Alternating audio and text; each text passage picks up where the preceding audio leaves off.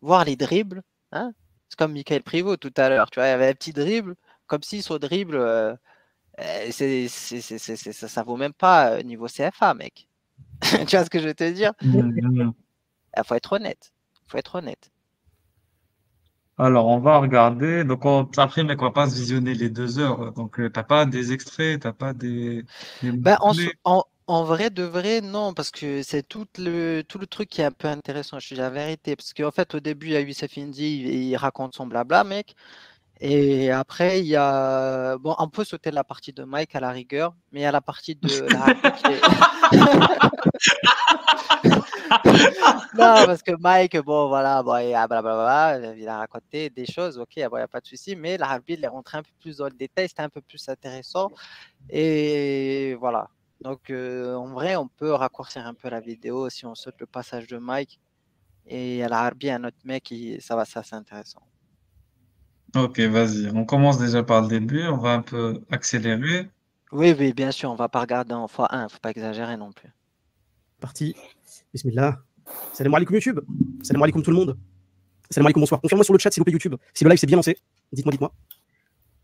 Est-ce que sur le chat YouTube, le live s'est bien lancé? Une interview pour la chaîne, il y a quelques semaines, une très bonne interview. Et j'ai vu pas mal de commentaires. L'immense majorité des commentaires étaient ultra positifs, même les gens qui n'étaient pas tout à fait d'accord avec lui. Mais parmi les gens qui n'étaient pas d'accord avec lui, beaucoup de gens lui disaient voilà, il est pertinent sur le sujet de la géopolitique, il est très pertinent sur le sujet de l'État d'Israël, le sionisme, le messianisme, il est dans son élément, il maîtrise. Mais sur certains points, et notamment les sujets qu'on va aborder ce soir, il a l'air un peu plus flou, il a l'air, voilà, ça c'était les critiques qu'on recevait généralement sur le fait que est-ce qu'il était pas un peu trop pro-chiite, un petit peu pro-Iran, un petit peu pro quelque chose. Et je me suis dit bon, la meilleure façon d'en être clair et de pouvoir au moins entendre quelque chose d'intéressant, c'était de l'inviter et qu'il vous réponde directement en live.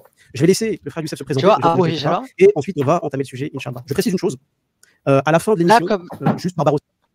ouais, Abou Hijra, là, comme j'ai dit, au moins, tu vois, on peut être contre Oumad Vox, etc., ne pas aimer tout ce que tu veux, mais là, il a eu un bon réflexe. Plutôt que de parler, ouvrir sa bouche pour rien, hein, on va inviter le concerné. Lui, il a l'exposition pour le faire.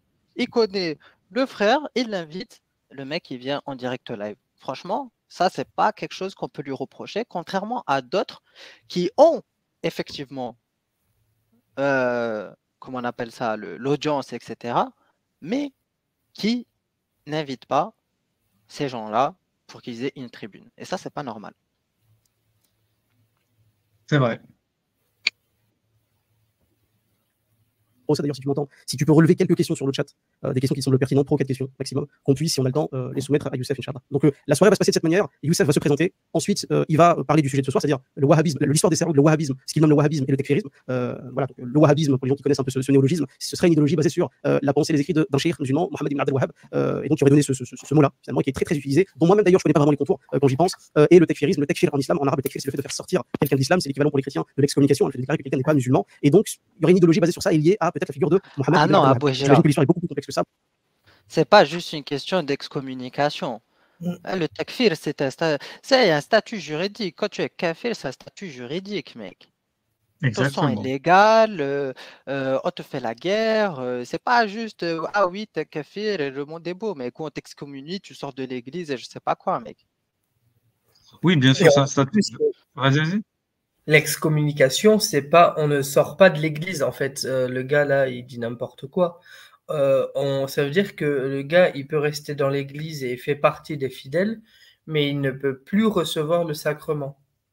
Ça veut dire recevoir le pain à la fin de la messe. Ça veut dire qu'à la fin de la messe, il doit se présenter les bras croisés et non plus les bras ouverts.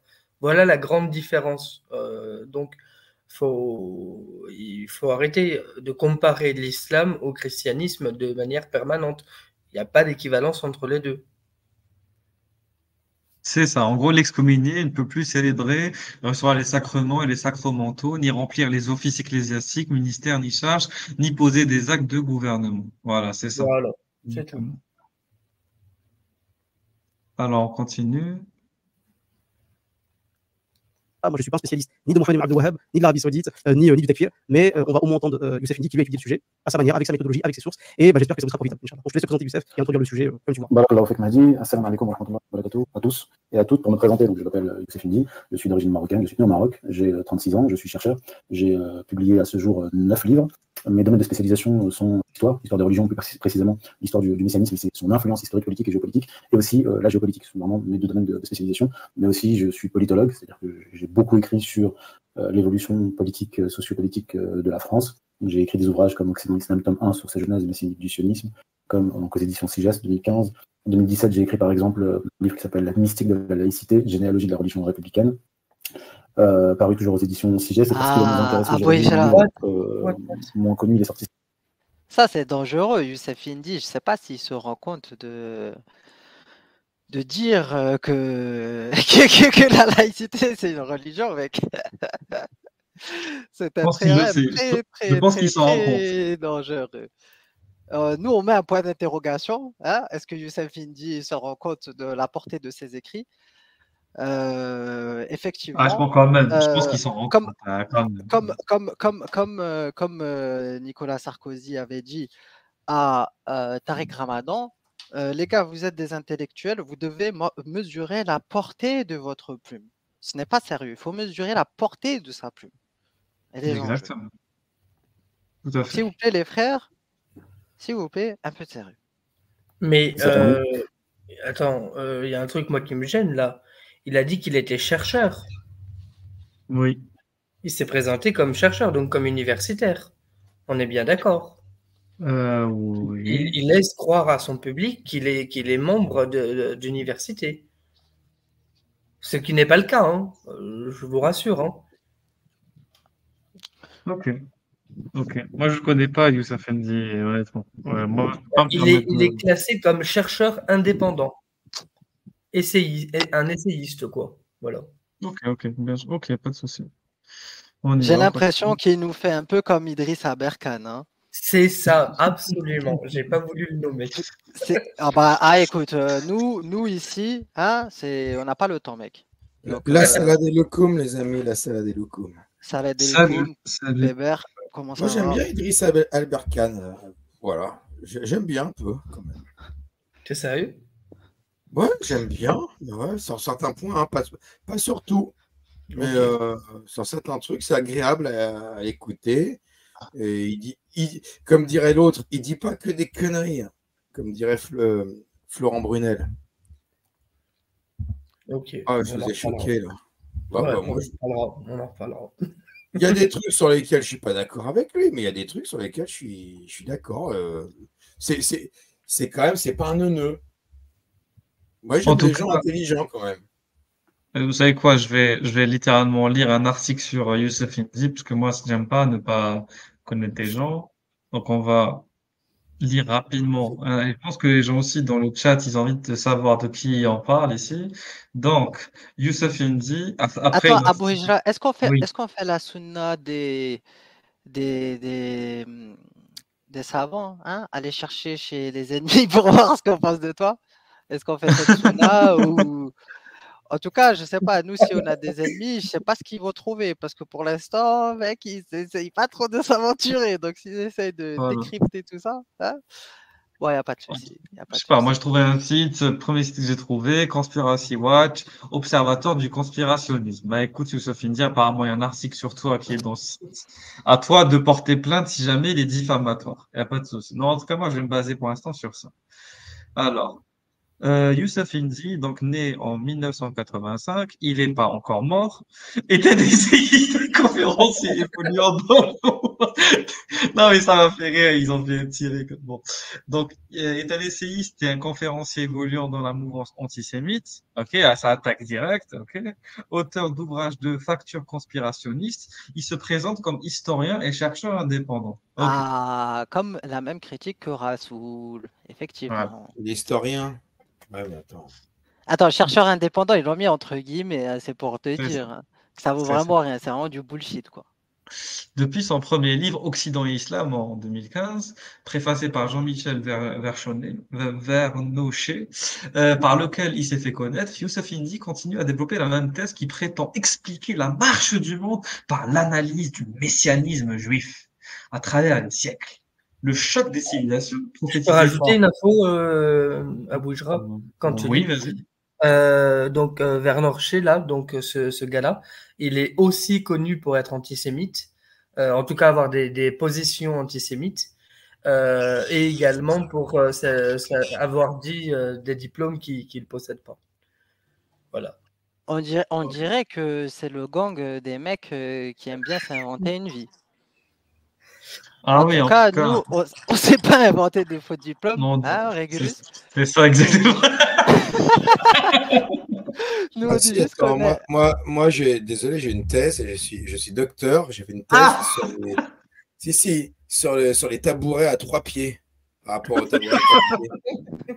Oui, attendez, non, je suis pas n'importe qui, je suis désolé, les amis. Ah bah Ah, je écoute, suis d'accord. Cheikh Al-Akbar, en tout cas, nous, on dit juste qu'on a un PhD en fauculerie, c'est tout. Nous, Voilà. on a un détecteur de fauculerie, on sait reconnaître les dribbles, Oui. surtout quand il Non, s'agit vous êtes d'analyse. driblologue. Voilà, driblologue, Voilà. exactement. Driblologue, et voilà, c'est tout. Voilà. Mais Docteur en driblologie. plus que ça, nous, on ne dit pas. Nous, on a peut-être des masters spécifiquement sur ça, ok, il n'y a pas de souci. Hein, validé par l'État français, il n'y a pas de souci. Mais au-delà de ça, désolé, hein, nous, on n'a ni doctorat, ni je sais pas quoi, ni titre honorifique, ni je sais pas quoi. Peut-être bientôt, on va obtenir, j'espère, Régulus, Ah, la ouais, ijaza de Samuel Dib. Hein. Lui, il peut-être. est C'est vrai. mufti C'est vrai. des pays Oh là européens. là, J'espère qu'on va il va avoir venir sa chez vous, ijaza hein. pour. Il va Voilà, venir. comme ça, nous aussi, on pourra donner des fatwas. On lui C'est demandera, ça. est-ce qu'il nous donne la ijaza, tout ça, pas de souci. Nous, on En respecte. plus, il est Mais, prophète, le mec, attends. ben oui, les prophètes, mais c'est pour ça qu'on te Oh dit là ça, là, mec. vous allez avoir un Donc, il, prophète dans votre chaîne. Ben donc, attends, tu Oh, crois donc quoi? on aura le droit de faire des fatwas. Voilà. En tout cas, en France. oh Dans le là terrain français, on pourra là. faire des fatwas et les gens Ah, nous suivent. Régulus, dès Oh la qu'on aura la chance. ijaza, on fera les Q&A, les sessions Q&A. Tu vois, les mecs, ils viendront, poseront des questions sur l'islam, nous, on Voilà. répondra. C'est Il n'y a ça. pas de Pas de souci. souci. Alors, on continue. Donc, prophétisé par l'historien Samuel Huntington dans les années 90, serait en fait, selon lui, une stratégie messianique élaborée au Moyen Âge dans le cadre du projet de rétablissement du royaume d'Israël. Projet qui donnera naissance au sionisme politique sous une forme athéiste à la fin du 19e siècle. Oh là là là là là là là là. Ok. Toute l'histoire aurait donc consisté à pousser chrétiens et musulmans à l'affrontement jusqu'à ce que ces deux civilisations se détruisent mutuellement dans une guerre eschatologique au profit d'un tiers, à savoir le projet du Grand Israël. Pour Indy, la volonté des juifs messianistes, kabbalistes ou sionistes de retourner en terre d'Israël est le moteur caché qu'on trouve derrière la plupart des grandes tendances historiques. Il estime ainsi, par exemple, que les juifs messianistes ont infiltré l'aristocratie européenne pour détruire les grands empires de l'intérieur, tout comme la destruction de l'intérieur du christianisme et de l'islam ont été opérés par cette même force. Mais sur l'islam n'est pas tombé de lui-même. Et c'était des juifs qui ont fait en sorte que l'islam tombe. Évidemment. Ali, la bataille du chameau, il y avait un juif dans la bataille du chameau. La bataille de Séphine, il y Mais avait un c'est juif. ça le problème de Avec ces Yazid, il y mecs-là. avait des juifs. Avec Yazid. Ils n'ont pas compris que la scission, ça date pas de là, du Moyen Âge ou je sais pas quoi, mec. La Khalota, elle était. D'ailleurs, c'est dans ce même reportage là de Youssef Indy, hein, il y a un mec qui va rappeler à la fin de la vidéo, et c'est pour ça que je veux le passer, lui et pas Mike.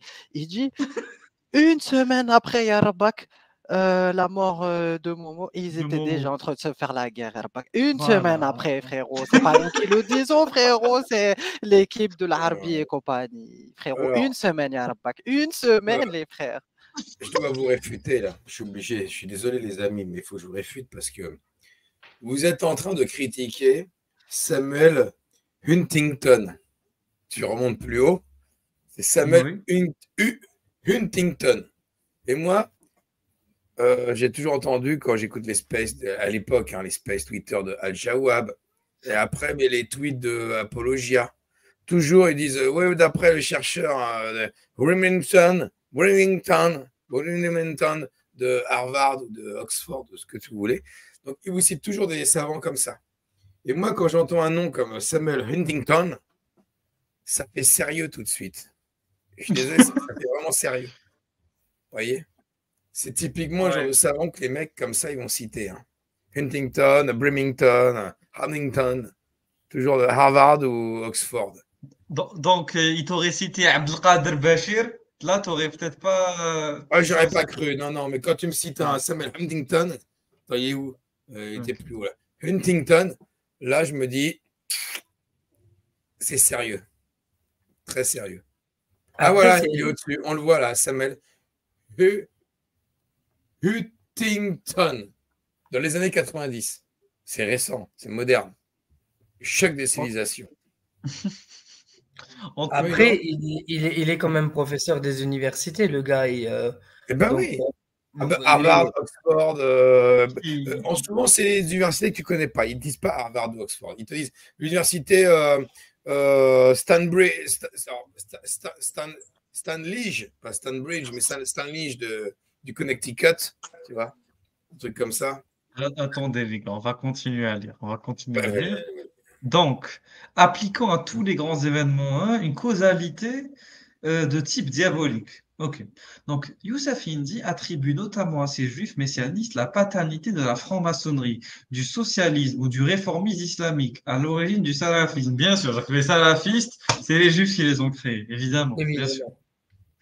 Mais également. Non, mais tu savais. Attends, Abou Hija, tu savais pas que c'était les Juifs qui avaient écrit Sarim Masloul, qui avaient écrit tous ces El livres Kafi de Ibn Qudama, oui, bien sûr, bien sûr. Al-Mourni. Non, tu sais pas, Mourni et tout, Majmou Fatawa, tout ça. Ben oui, attends, c'est les Juifs qui ont dit que si tu faisais pas la prière, il fallait te buter et tout. Ben oui, bah attends, c'est toujours la faute des Juifs. Attends. C'est même les Juifs qui ont demandé à payer la Jazia. Hein. En fait, la jurisprudence islamique, c'est des sionistes. Bien sûr, évidemment. Même la Aqidah, tout ça, c'est les Juifs qui ont fait tout ça, évidemment.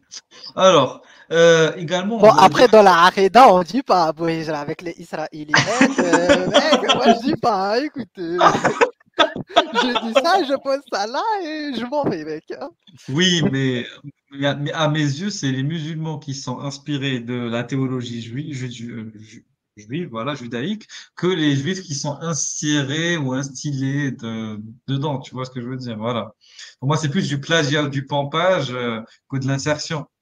En tout cas, il estime aussi que les sionistes sont derrière la guerre en Irak de 2003 ou les tensions entre chiites et sunnites qui déchirent le Moyen-Orient. Ah, genre les chiites et les sunnites, ils sont divisés à cause des juifs. Non, allez, c'est trop. Non, là, c'est trop. Là, vraiment, c'est trop. Là, voilà le chercheur en question. Là, vraiment, c'est trop.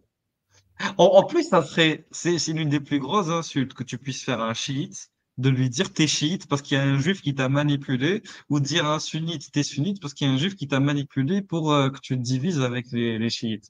Ce serait une des plus grosses insultes à faire aux gens de deux camps, en fait. Voilà. Ou de dire à un juif t'es juif parce que tu as réussi à manipuler un sunnite. Encore pire, oui. Pour faire éclater les États qui entourent Israël et faciliter un projet israélien de redécoupage du monde musulman. Ah là là, putain, quelle imagination. Donc, plaquant toujours le même schéma sur sa lecture des événements mondiaux, il sort en novembre 2021 dans le contexte de la... Ah, toujours, vraiment. Putain. Covidisme et messianisme. Dans le sous-titre est tyrannie sanitaire, crise religieuse et sacrifice. Oh là là. Les gars, c'est trop. Là, j'ai un peu envie de lire, j'ai l'impression de lire un livre des mille et une nuits, des khurafat bizarres. Et voilà. Non, mais c'est trop, là. Il y a un truc qui est marrant. Il te parle Il a de réussi sacrifice. Il te parle de sacrifice, mais le sacrifice que nous on connaît, c'est l'Eid al-Adha, mec. Je sais pas pourquoi il nous rend fous, en fait. C'est ça, donc interviewé à ce sujet par le site complotiste Média en 4K2 à 4K2, la formation 4K2, 4K2, Ah tac tac, tac tac. Ah, la meilleure des formations. Bon, un mois après la sortie de formation là, c'est quoi ça? J'ai pas de la ref. Non, c'est au foot, la formation 4-4-2, c'est un classique. Voilà. Okay. Un mois après la sortie de son livre, Indy affirme notamment que nous serions face au plus grand sacrifice de l'histoire de l'humanité. Un sacrifice déguisé en vaccination, dénonçant la crise du Covid comme une guerre menée par les peuples, par une certaine élite, par laquelle les pandémies... C'est toujours comme ça, par une certaine élite. Ils disent jamais, c'est comme hier. Hier, pendant toute la conférence sur le riba, on cite pas les pays, on cite pas les banques, on cite pas les mouftis, on cite pas les fatwas. Mais c'est grave, mais citez-les, merde, citez-les. Donc, pas pour laquelle les pandémies légales et révolutions sont perçues, comme les occasions d'opérer un saut qualitatif vers le gouvernement mondial. En novembre 2022, sur son compte Telegram, Indy récidive sur les campagnes de vaccination contre le Covid. Je le dis, je le répète, il s'agit d'un sacrifice de masse. Ok. Bon, Il se revendique aussi géopolitologue et collabore avec l'Académie de géopolitique de Paris, obscur institut privé à ambition universitaire installé à Saint-Denis et qui regroupe nombre d'intervenants liés à la complosphère. Indy adopte une vision du monde et des relations internationales basées sur la théorie du complot, et en reprenant notamment l'héritage anglophone. Ah, t'es loin, t'es loin, t'es loin, t'es très loin. Et parce que moi, Ouais, c'est mieux, là. je suis arrivé entre-temps. Et Vas-y. ce type-là, franchement, après tout ce que j'ai lu là, il est quoi? Il est chercheur. Enfin, il s'attribue quoi en fait comme titre? Oui, c'est ça, historien, chercheur indépendant. Oui, C'est un Idriss Aberkan 2.0 quoi. c'est ça, voilà. Bah écoute, on a eu la même conclusion. Voilà. Rassoul n'a pas voulu le citer, et nous, on a pensé à la même personne. En tout cas, tu as vu, mec, toujours des instituts privés bizarres. Et lorsque c'est des gens qui sont au CNRS, on les taillasse, on les rabatte. Comme C'est en ça. France. C'est de la folie. On te parle. Il y a une bonne femme, elle a une habilitation à diriger des recherches au CNRS, quand même, c'est pas rien. Et tu as des mecs, des AOS Niger, des je sais pas qui, mecs, qui vont l'attaquer. Alors que les mecs, ils n'ont pas le niveau, frérot. Ils n'ont pas le niveau. Moi, c'est ça, je comprends pas, mec. Ah là là, on continue, parce que là, c'est catastrophique.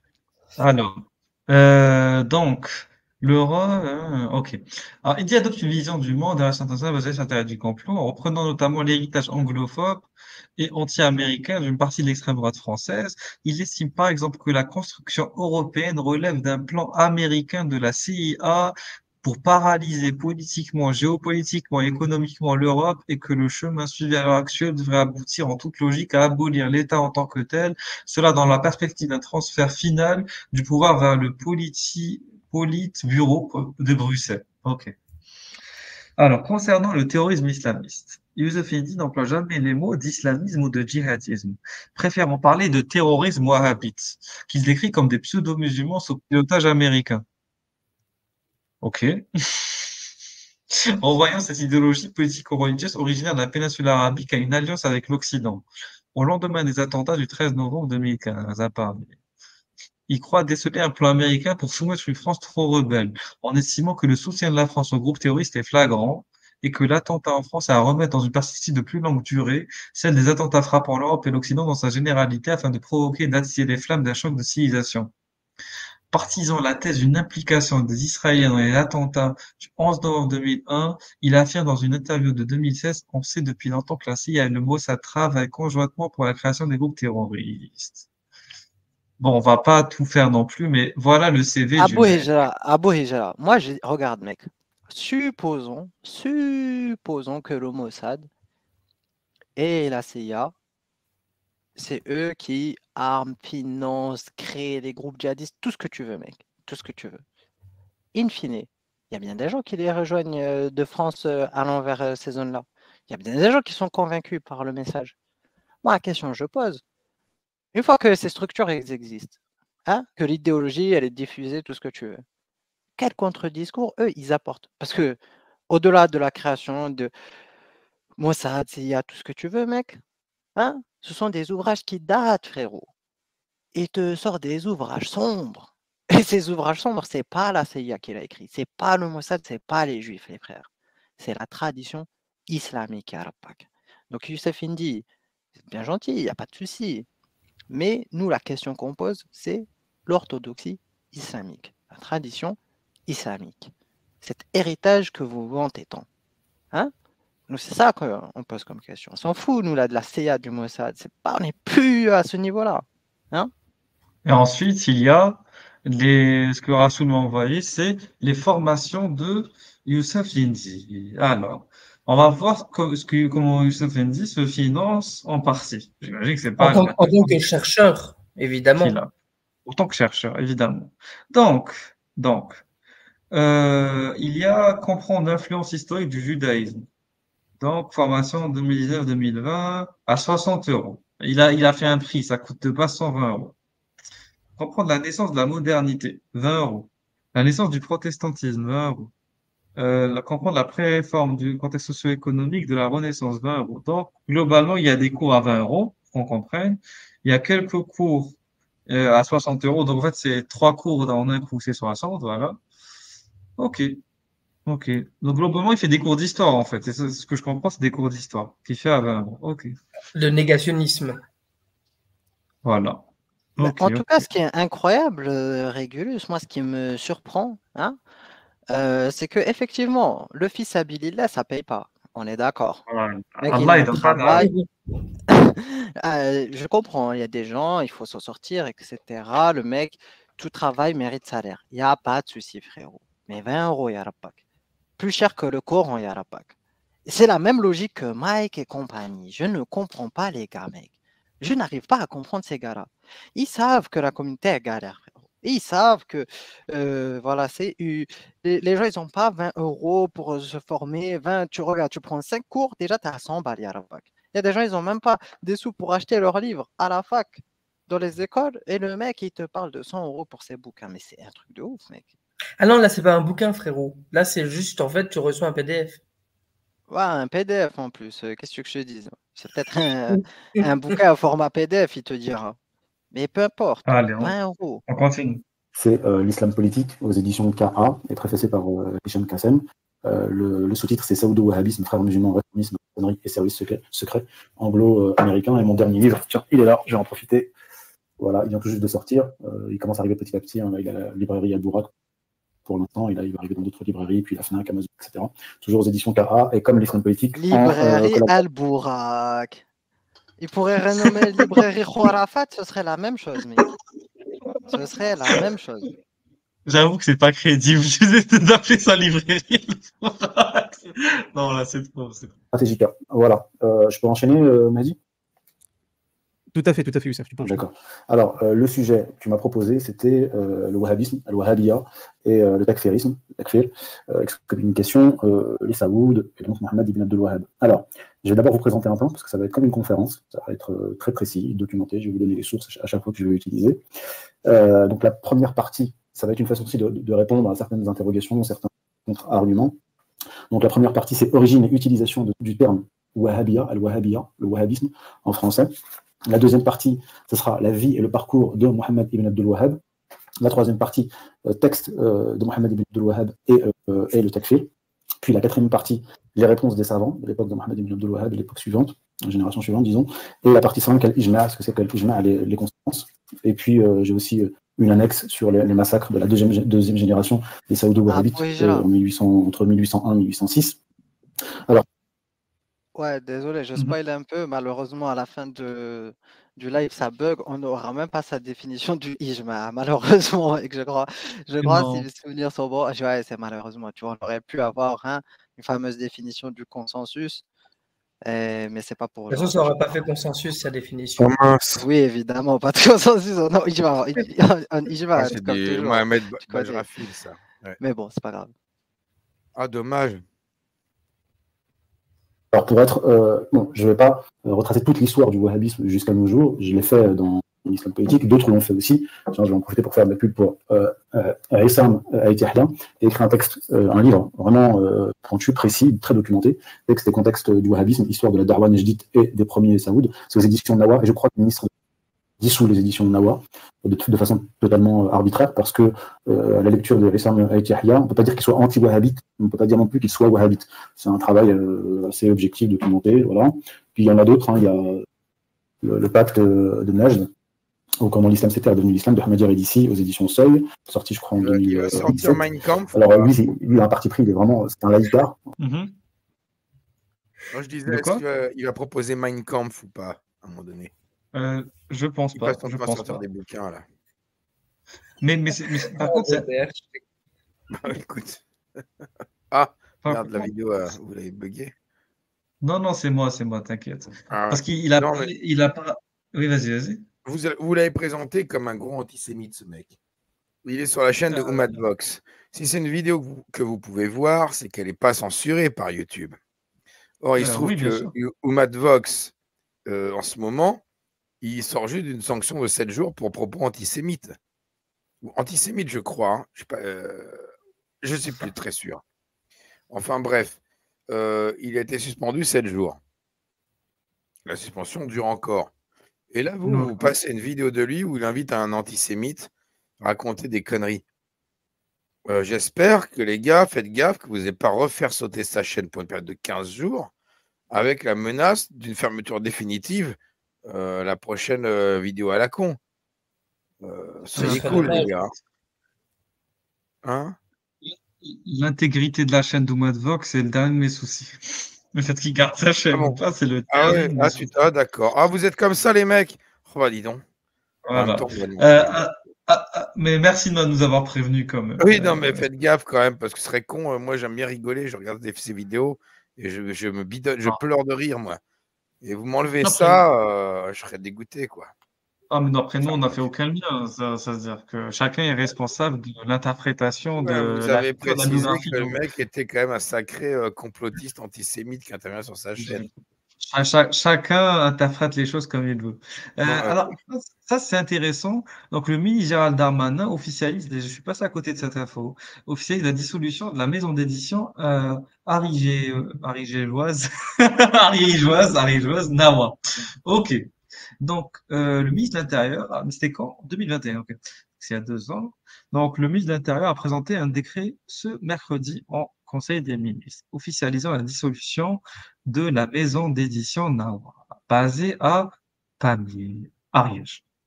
Je sais même pas où c'est l'Ariège d'ailleurs, je sais même pas où c'est en France. Celle-ci était accusée de prôner le djihad. Ok, carrément. C'est désormais officiel, la maison d'édition Nawa, installée à Pamiers, Ariège, a été dissoute. Donc, le ministre de l'Intérieur, Gérald Darmanin, a annoncé avoir acté cette procédure par décret le 29 septembre en Conseil des ministres. L'association dont le nom complet est Nawa, Centre d'études orientales et de traduction, était accusée de diffuser plusieurs ouvrages légitimant le djihad, explique sur Twitter le locataire de la place Beauvau. Ok, c'est intéressant ça. Donc, à Pamiers, l'annonce de dissolution en septembre dernier semble avoir suscité l'étonnement. Dans les colonnes de la Dépêche du Midi, la mairie de Pamiers avait affirmé ne jamais avoir entendu parler de cette association. Et ça, c'est pas normal. Comment ça, c'est qu'une mairie n'est pas au courant des associations qu'il y a dans son terrain d'exercice, en fait. Je comprends pas. C'est pas normal. Bah, c'est faux, hein, parce que les mairies sont au courant, parce qu'elles Bien sont sûr qu'ils sont au obligées courant. de recenser. Exactement. Bien sûr qu'une mairie ne peut pas ne pas être au courant de ça. Donc, de son côté, sur son site internet, la maison d'édition expliquait que sa volonté était de valoriser les sciences humaines et politiques issues de l'héritage musulman. Oui, donc du coup, ça n'empêche pas que dans cet héritage musulman, il y a l'appel au djihad, en fait, tout simplement. Qui est un grand héritage musulman. Bah oui, qui fait partie de l'héritage islamique. Donc, Gérald Darmanin avait adressé un courrier à l'association en septembre dernier, affirmant que la ligne éditoriale de la maison était clairement anti-universaliste et en contestation directe avec les valeurs occidentales. Donc, des incitations en meurtre. Le ministre de l'Intérieur pointait du doigt un ouvrage en particulier qui a été signé par le vice-président de la maison d'édition. Et cet ouvrage, j'aimerais bien savoir de quel ouvrage il parle, légitime le recours à la lapidation en cas de rapport homosexuel. Selon le ministre, le livre recommandait aussi ce châtiment pour les femmes adultères. Notre ouvrage était également accusé de défendre la mise à mort ainsi que les violences envers les personnes refusant de prier et de se Abou Eja, repentir. Oui. moi, ce qui me fait hack, c'est que ça, c'est vraiment le niveau zéro vraiment de ce qu'ils peuvent traduire. Ils sont même pas rentrés dans les ouvrages de théologie spéculative, mec, des ouvrages sombres, des fatwas sombres. Ils viennent donner encore au niveau zéro, frérot. On est au niveau zéro, Yarbak. On est sur la voie du musulman, des trucs, mais c'est bon, c'est bon. Stop, passe à autre chose, les frères. Ouais, mais il faut commencer par quelque chose. Faut commencer par quelque chose. Les Français commencent à se réveiller.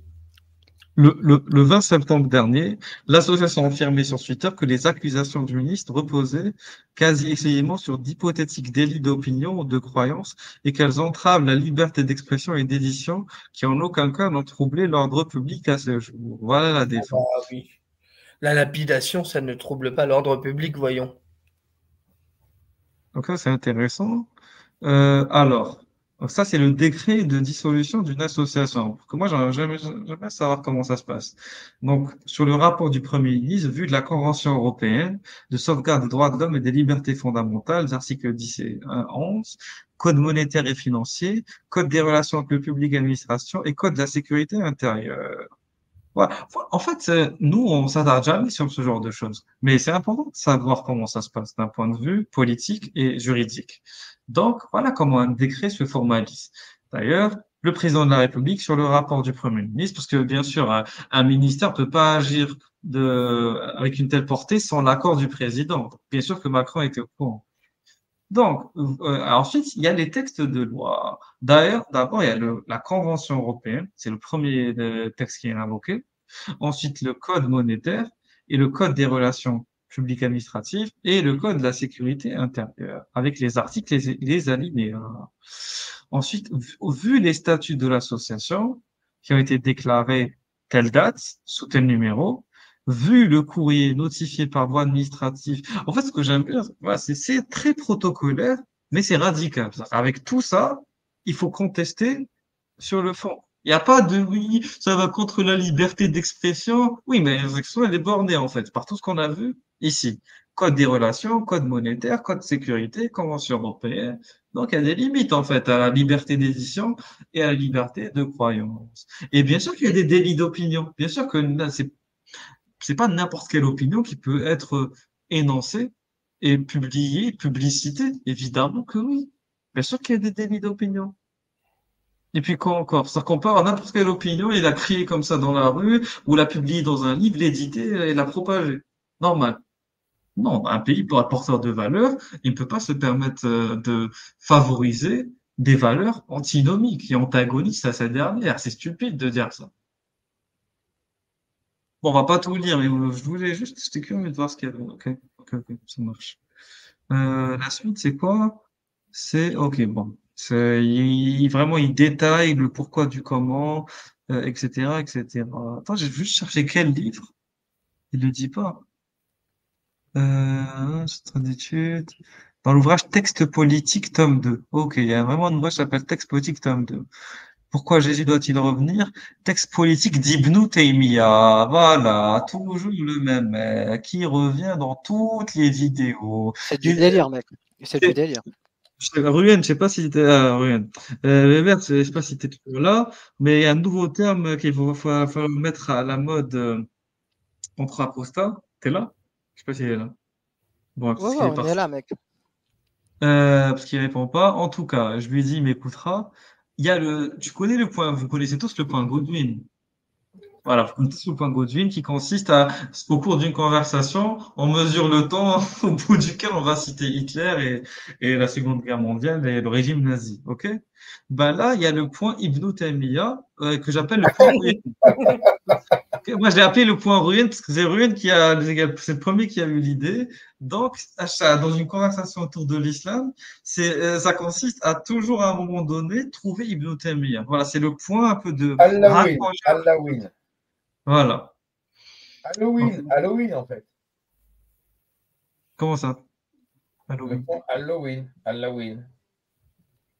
Halloween. Ah oui, c'est Allah qui gagne. Allah qui gagne. Voilà. En tout cas. Humour, les amis, humour. Ouais. Non, mais je sors. C'est trop subtil pour nous. On n'est pas à la hauteur de cet humour très, très implicite. C'est pas assez subtil, au contraire, je pense. Mais en tout cas, voilà, moi je compte sur toi pour, à chaque fois que tu vois Ibn Taymiyyah, tu dis, on a atteint le point Ruyen. Voilà, c'est Ruyen qui a eu l'idée. Alors, tu vas voir que tu as des analystes qui vont penser que le point Ruyen, c'est un point de la physique quantique. Le point Ruyen. Ah oui, non, attends. Non, n'y est pas, mais je suis désolé. Franchement, les gars, entre nous. Est-ce qu'on a vu un live et ces mecs-là, ils n'ont pas parlé de Ibn Taymiyyah? En plus, quand ils le disent, ils disent, même Ibn Taymiyyah, il a dit. Genre, en fait, Ibn Taymiyyah, c'est la validation. Genre, si ce connard, il a dit que, voilà, il a donné son avis, alors il faut aller voir qu'est-ce que Ibn Taymiyyah a dit. Mais on s'en fout de Ibn Taymiyyah. Juste parce que des Hanbalites, ils ont dit c'était Cheikh el-Islam. Ouais, c'est pas possible, quand même. Toujours, il faut que ce mec, il revienne. Mais c'est pas possible. Ce mec-là, c'est vraiment les racines du mal. C'est vraiment à partir de lui que tout a déconné. Bon, on continue. La vidéo de Madvox. Mais ce qui est intéressant, que ce soit chez DC ou chez Aytihya, c'est la précision documentaire. Voilà. Donc, quand on lit un livre, il faut faire des choses entre l'idéologie le point de vue de l'auteur et les documents bruts, disons, qu'il rapporte. Et c'est ça qui m'intéresse dans ces ouvrages et dans d'autres ouvrages que je vais citer, que j'ai pas forcément. Alors, Youssef, si tu me permets une question un tout petit peu personnelle, la question revient souvent d'ailleurs, c'est tu es de quelle religion, clairement, de quelle obédience, si tu veux y répondre. C'est pas une manière de te justifier, c'est juste que, tu vois, histoire de. Ouais, bah, je suis marocain, musulman, sunnite, donc un peu le marocain du madhab malikite.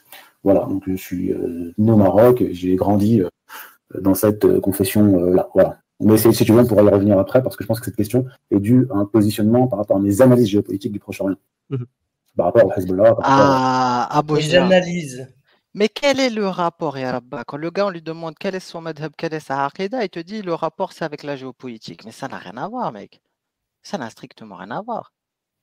C'est comme si, imagine, il vient débattre avec nous, on lui dit c'est quoi ton madhab? Bon, apparemment, il serait sunnite malikite, et il va nous dire oui, c'est par rapport à la géopolitique. Mais rien à voir, c'est pour qu'on puisse recentrer le débat. Si le mec, il nous dit malikite, qu'est-ce que tu fais en France, mec? Qu'est-ce que tu fais en France, Harry? Vous nous parlez de malikisme, des savants. Est-ce qu'il y a un savant malikite, c'est-à-dire de ne pas faire la hijra? Moi, je ne comprends pas, mec. Leur premier souci, c'était de ramener les mecs qui étaient en Andalousie, mec. Ils voulaient les rapatrier. Donc, je ne comprends pas, mec, pourquoi il vient, il nous dit, moi, je suis malikite, comme tous les Marocains. Oui, effectivement, les Marocains au Maroc, mec.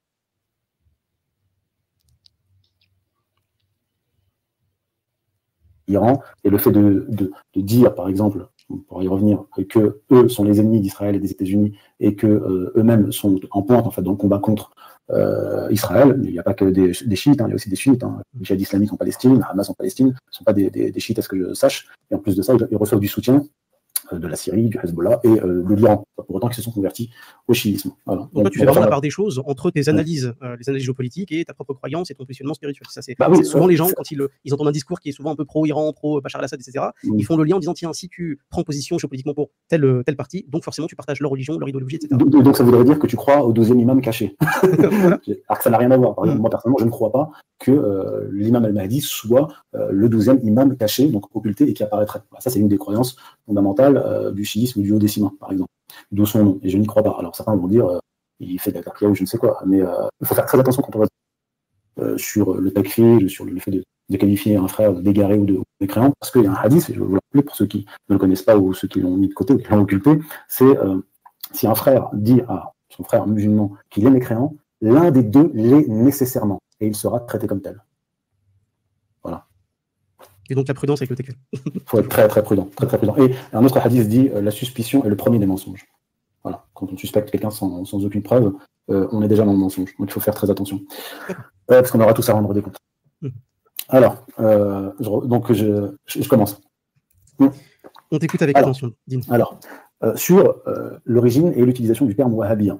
Beaucoup qui n'ont pas étudié en fait le wahhabisme pensent que le wahhabisme est seulement un terme péjoratif, c'est vrai, pour désigner les wahhabites, ce qui est vrai en partie, mais que les wahhabites eux-mêmes n'ont jamais utilisé ce terme pour se désigner eux-mêmes. Donc je vais répondre à cela. D'abord, l'origine d'Al-Wahhabiyya. Al-Wahhabiyya vient de Sulayman ibn Abd al-Wahhab, qui est le frère cadet de Muhammad ibn Abd al-Wahhab. En fait, les deux, donc Sulayman et Muhammad, étaient les frères d'un qadi, qui était un qadi à Uyayna, puis suite à un conflit, il est devenu qadi à Hulaymala. On est toujours dans le Najd, en fait. Mais je vais revenir après à Sulayman ibn Abd al-Wahhab. Donc c'est lui qui le premier parle de Wahhabiyya. Mais par la suite, à partir du 19e siècle, donc le wahhabisme, Muhammad ibn Abd al-Wahhab, c'est le 18e siècle. Il est né en, j'y reviendrai, 1992. À partir du 19e siècle, eux-mêmes commencent à s'appeler wahhabites. Et je vais le prouver. Donc à partir du milieu du 19e siècle, jusqu'à environ les années 20, c'est encore utilisé, mais à partir des années 20, ils vont préférer utiliser le terme de salafiyya, qui vient de salaf salih, c'est-à-dire le pieux prédécesseur. Et en fait, salafiyya, le terme salafiyya est apparu à la fin du 19e siècle dans le mouvement réformiste. Jamal ad-Din al-Afghani, Mohamed Abdou, puis Rachid Rida, Mohamed Rachid Rida, qui, lui, va véritablement utiliser le mot wahhabite, mais aussi opérer ce glissement vers salafiyya. Parce que wahhabiyya est trop stigmatisante et elle désigne un courant qui n'est pas tout à fait sunnite, mais je vais y revenir. Donc, parmi les personnalités importantes qui vont continuer à utiliser le wahhabiyya, vous avez le Cheikh Ibn Baz, 1910-1999, qui est une figure très importante du wahhabisme au XXe siècle, en 1910-1999. Il était grand mufti et président du conseil des grands ulémas d'Arabie Saoudite. Donc, je vais vous le citer. Donc, on est Donc là, je vais utiliser le livre de Ressam Ait Yahya, qui cite Ibn Baz, Cheikh Ibn Baz, qui écrit, donc la référence c'est www.ibnbaz.org.sa/node/8211, et il écrit le wahhabisme, le wahhabi, est le fait de s'accrocher au livre d'Allah et à la sunna de son prophète. Le wahhabisme n'est pas une cinquième école comme le prétendent les ignorants et les négateurs, mais c'est le fait de prêcher la croyance des anciens, salaf. Il y a aussi, alors je précise que Ibn Baz, pour ceux qui ne le connaissent pas, je pense que tout le monde le connaît, donc il était grand moufti, et c'est lui qui a par exemple une fatwa durant la première guerre du Golfe pour autoriser, rendre licite le passage de l'armée américaine par le territoire saoudien pour aller bombarder et tuer les Irakiens. Vous avez aussi Ibn Uthaymin. Ibn Uthaymin, 1925-2001, est un cheikh très important du wahhabisme, d'Arabie Saoudite, très important, très influent et reconnu. Alors, il dit, cheikh Ibn Uthaymin, les wahhabites, par la grâce d'Allah, étaient parmi ceux qui étaient les plus attachés au livre d'Allah et à la sunna du prophète, et parmi ceux qui honorent le plus le messager et sa sunna. Et la référence, c'est Fatawa al-Aqida, page 435. Vous avez aussi, donc le terme wahhabien est utilisé dans un texte très important, qui est en fait un recueil théologique du wahhabisme, qui s'appelle Ad-Dura as-Sanniya li Ajwiba al-Najdiya. C'est les perles sunnites dans les réponses Najdiya du Najd. Il est écrit: désormais, certaines personnes entendent parler de wahhabites et ne savent pas ce que nous sommes réellement. Ils nous accusent et nous attribuent des doctrines que nous ne défendons pas. Donc on est à Dora al-Saniya, page 566, tome 1. Ailleurs, toujours, dans le même recueil, réplique à ceux qui renient le fait que les partisans de Da'wa c'est la prédication, wahhabite, combattent le polythéisme. Donc là, on est page 511, tome 10. Ailleurs, toujours, dans Ad-Dora al-Saniya, parmi les bienfaits de la wahhabiyya, il y a l'éradication des innovations ainsi que la sécurité dont jouissent les territoires qu'ils contrôlaient et dont jouissent tous ceux qui étaient sous leur domination dans ces prairies et ces déserts. Donc là, c'est toujours Ad-Dura al-Saniya. Ailleurs, on est d'accord que depuis tout à l'heure, il dit n'importe quoi. Vous intervenez pas peut-être parce que il dit trop n'importe quoi et c'est donc ça, ce serait long à corriger, mais on est d'accord que ce qu'il dit, c'est pas fondé. Que le terme wahhabisme était utilisé par les gens eux-mêmes, c'était les muwahhidoun de mémoire qui est dérivé du tawhid, et le terme as-salaf, il est arrivé un peu après, mais il s'appelait de cette manière.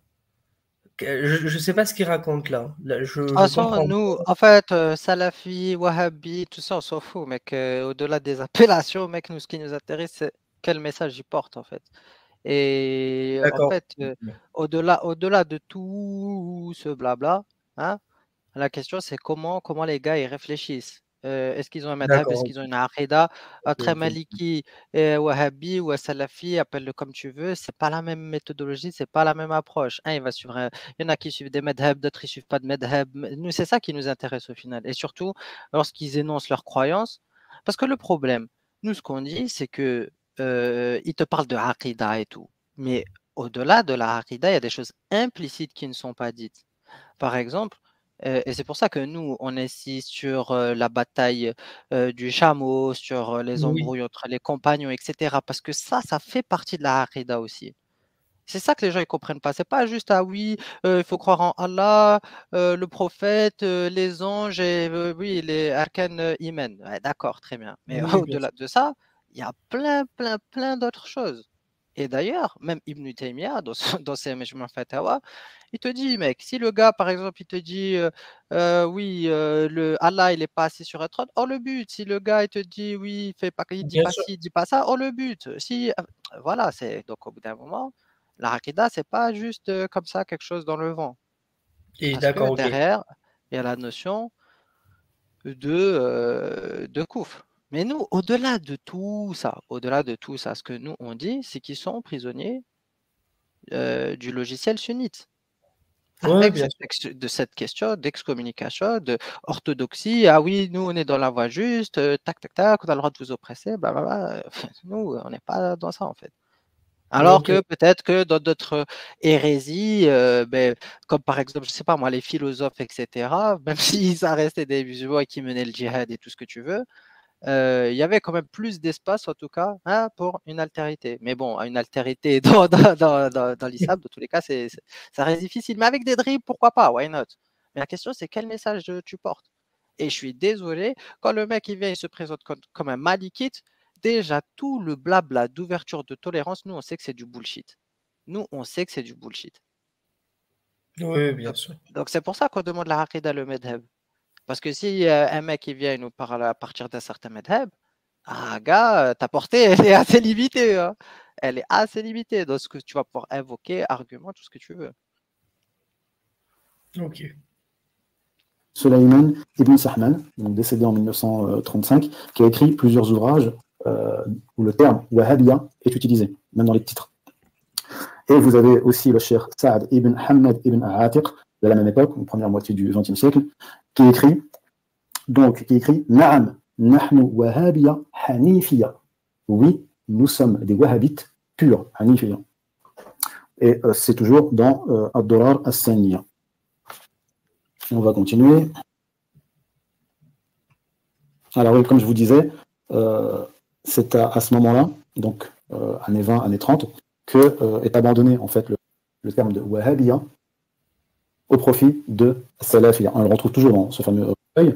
Excuse-moi, je tiens juste à préciser, parce que l'Arabi avait écrit quelque chose d'intéressant. C'est pas exactement ce qu'a dit Youssef l'Arabi. D'ailleurs, il vient de le répéter à l'instant. Il n'a pas dit que le terme Salafi ou Salafiyya datait du 19e. Il a dit que c'était un terme qui se substituait au terme Wahhabite et Wahhabiyya. C'est pas la même chose. Hein. Oui, et en fait, Salafiyya vient de Salaf Salih. Donc c'est un terme, Salaf, qui est très ancien. Mais Salafiyya, c'est-à-dire le terme qui désigne un courant, donc de retour à la pureté, disons, originelle, celui-là, il commence à être utilisé, Salafiyya, à la fin du 19e, dans les mouvements réformistes. C'est ça que je dis, il faut bien faire la différence entre Salaf Salih, qui est connu, et Salafiyya, qui va désigner un courant, le courant réformiste. Et donc, toujours dans ce recueil, il est écrit, c'est pourquoi Al-Wahhabiyya appelle son madhab la croyance des salafs. Je tiens juste à préciser un petit truc. Donc, tu vois, le problème, eux, ce qu'ils appellent réforme, ou je sais pas, tu vois, mec, c'est un retour vers le passé. Normalement, tu sais, tu te réformes, je sais pas, pour aller de l'avant. Et ils ont le rétroviseur braqué sur le passé. On va copier le 7e siècle, mec. On va copier les lascars du 7e. On va faire comme eux, on va s'habiller comme eux, on va manger comme eux, on va dormir comme eux. C'est pour ça qu'il y a des gens, ils ne comprennent pas, par exemple, pourquoi il y avait des gens, hein, lorsqu'ils se convertissaient, ils voulaient faire comme le prophète, ils dormaient par terre. Ils voulaient avoir les mêmes marques de natte sur leur peau que comme le prophète. Voilà. C'est du délire, mec. Mais en et fait, puis aussi la réforme, et la réforme aussi à comprendre dans le sens où il va en parler après, hein, lorsque les mecs, parce que la réforme en islam, hein, par rapport à la zandaqa, mec, lorsqu'il y a trop d'hérésie, frérot, lorsqu'il y a trop de ralota, frérot, les gens ils pratiquent un islam bizarre, frérot. Exactement comme aujourd'hui, l'islam, il est bizarre, frérot. C'est pour ça que quand les gens disent « Oui, c'est quoi l'islam ?» Nous, on ne sait pas c'est quoi l'islam. Nous, ce qu'on dit, l'islam, c'est une somme d'hétérodoxies, mec. Et après, une orthodoxie qui se forme. Hein, mais cette orthodoxie menée par le pouvoir, mec. Donc, l'orthodoxie à l'instant T, c'est pas l'orthodoxie à l'instant T plus 1, mec. Donc, exactement, c'est le pouvoir qui décide de ce qui est orthodoxe et de ce qui est hétérodoxe. Mais ce qu'il faut retenir et avant tout, c'est que pourquoi est-ce qu'il y a eu, comme tu as dit, une nécessité ou un besoin, on va dire plus un besoin, de revenir à la pratique des anciens, des compagnons, de ce qui sont des tabi'in et des tabi'in. Donc voilà, des musulmans et 3 premières générations. Pourquoi est-ce qu'il y a eu ça? Parce qu'il y a les hadiths qui disent que les 3 générations sont les meilleures. Oui, ça c'est la justification théologique. Tu prends les hadiths, tu essaies de justifier cette position par ces derniers. Mais moi, je te parle d'autre chose. Moi, je pense que ce qui a fait que les musulmans du Nejd, du monde arabe, ont créé cette posture de revenir au tout début, c'est premièrement, comme tu as dit, la somme des hétérodoxies. Il y avait trop de gens qui pratiquaient l'islam à leur manière, avec des tariqas, donc soufis, des voies soufis sectaires bizarres, où il y avait trop de mélange polythéiste avec la visite des tombes, l'intercession, des pratiques mi-païenne, mi-islamique. Donc il y avait ça en gros qui poussait, on va dire, en Afrique du Nord, en Afrique de l'Ouest, en Afrique de l'Est, dans le monde arabe qui était même dans le monde asiatique, même en Indonésie, on retrouve ça. Et du coup, ça faisait que l'islam des débuts était complètement oublié. Donc, il y avait cette nécessité-là de revenir à un islam des débuts parce que l'islam du 18e, du 19e siècle était en train de complètement changer. Et il y avait aussi la chute de l'Empire ottoman qui était en plein déclin. Donc, une perte de pouvoir. Donc, ils se sont dit quoi, les musulmans, certains musulmans, les théoriciens de l'islam? Ils se sont dit, pourquoi est-ce qu'on est dans cet état? Pourquoi est-ce qu'on est en train de perdre face à l'Occident, face aux grands empires occidentaux, face aux Européens, les Français, les Anglais? Parce que on a perdu les pratiques ancestrales, on a perdu la pratique authentique. On s'est perdu dans tout ce qui est venu après, en fait. Voilà, dans toutes les bid'ah, toutes les innovations postérieures. Bon, je pense peut-être que Usfindi va en parler, peut-être, je sais pas. Donc, ça c'était pour la partie étymologie, la terminologie. Voilà. Donc c'est un terme qui est utilisé, qui est pas nouveau, qui est très ancien, qui était utilisé contre les wahhabites et que les wahhabites eux-mêmes ont adopté pour l'abandonner dans la première moitié du Maintenant, on en vient, deuxième partie, la vie et le parcours de Mohammed Abdel Wahhab. Donc il est né en 1703 et il est mort en 1792 à Uyayna. Donc il est le fils d'un qadi, Abdel Wahhab, et petit-fils d'un qadi. C'était la tradition voulait que le qadi forme son fils jusqu'à la maturation, le fils aîné, qu'il désignait à son tour comme successeur au poste de qadi. Mais ce qui singularise Mohammed ibn Wahhab, c'est que disons qu'il a un peu la bougeotte. Il ne reste pas en place, il ne reste pas auprès de son père pour terminer le cursus, parce qu'il est né en 1703 et en 1715, il part étudier à la Mecque. Donc il a 12 ans, il a 12-13 ans, il part à la Mecque pour étudier, donc il est reçu par l'imam de l'école Hanbalite, Ibn Humaydi, qui le perçoit comme arrogant ou remettant en cause l'enseignement professionnel, que rapporte Issam al-Kahya dans son ouvrage à la page 42. Vers 1723, il part étudier à Médine. Donc il arrive à la Mecque en 1715, et 8 ans plus tard, donc il ne termine pas son parcours, il part à Médine, sans avoir terminé son cursus. Il reste encore moins longtemps à Médine. Il rentre au Najd avant de partir pour l'Irak. Abou Hijra. J'entends l'autre réciter son discours et moi je me concentre sur la tête de Mahdi, de Madvox là. C'est ça? Il s'appelle Mahdi? Oui, oui. Voilà. J'ai l'impression qu'il est en train de remplir il est en train de remplir ses feuilles d'impôt, tu vois, ses impôts sur les revenus, un truc comme ça. Il est concentré sur un truc, mais j'ai l'impression que c'est pas du tout ce que son pote il raconte. Moi, je vous laisse. Regardez bien Mahdi pendant que l'autre il parle. Il dit pas un mot. Depuis le début, est-ce qu'il participe à son propre live? Non, mais je pense qu'il veut le laisser parler. Ouais, je pense qu'il y est comme, en vrai. Je pense qu'il y est comme. Il est concentré sur Youssef Indy et sur les parce que il disait que. Je pense qu'il lisait ce que l'Arbi disait, tu vois, il prend les sourcils. Ambiance bizarre, comme d'habitude. Il est occupé de dire est-ce qu'il n'y a pas Régulus, Rien ou Bébert qui mettent des posts que je peux supprimer immédiatement, tu vois. Ah non, nous on monte pas dans leur live. Faut pas moi, j'ai déjà allé mettre des commentaires qui n'ont jamais apparu. Ah non. Au moment où je les pop, tu vois, ça défile sur la gauche là. On voit les commentaires. Ça, c'est les commentaires YouTube en direct. Ben, moi, j'y suis allé, je mettais des commentaires. Je voyais bien qu'ils étaient entre un tel et un tel. Et ben non, ils n'apparaissaient pas. Alors qu'il ne me connaît pas, le mec. J'avais fait 0 vidéo sur lui à l'époque. Déjà, comme Jésus musulman, les mecs, ils nous bloquent. Vous êtes déjà bloqués, les mecs, vous ne savez même pas. Mais essayez pendant ces lives de mettre un commentaire, même gentil, il n'apparaîtra pas au milieu de tous les autres. Vous verrez. Ouais, écoute, nous, en tout cas, on n'a pas leur time pour aller mettre des commentaires.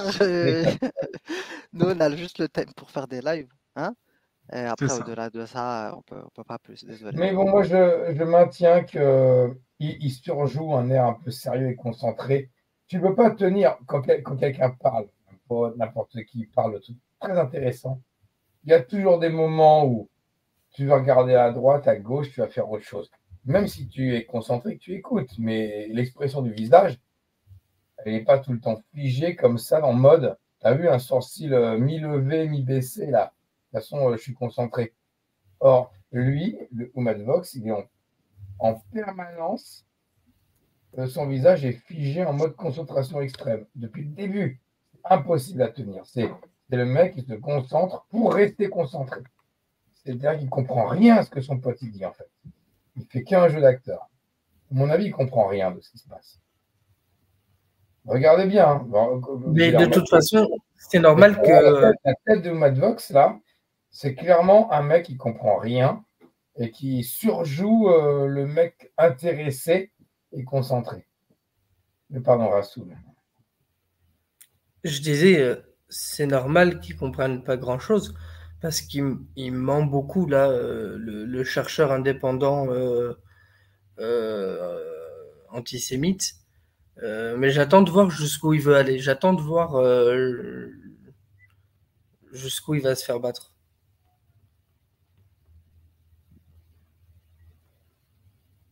Donc il va étudier à Bassora, et en 1727, il est expulsé de Bassora, en Irak, c'est le sud de l'Irak, et il rentre dans le Najd à Huraymala, où son père exerce la fonction de juge. Alors à ce stade, en fait, la seule source où j'ai retrouvé une ijaza qu'il a obtenue, c'est-à-dire un diplôme qui lui permet d'enseigner, c'est donc Issam al-Kahla qui le rapporte, ça serait justement quand il était au Hejaz, et où il aurait obtenu une ijaza dans la science du hadith. Il aurait obtenu l'autorisation d'enseigner la science du hadith.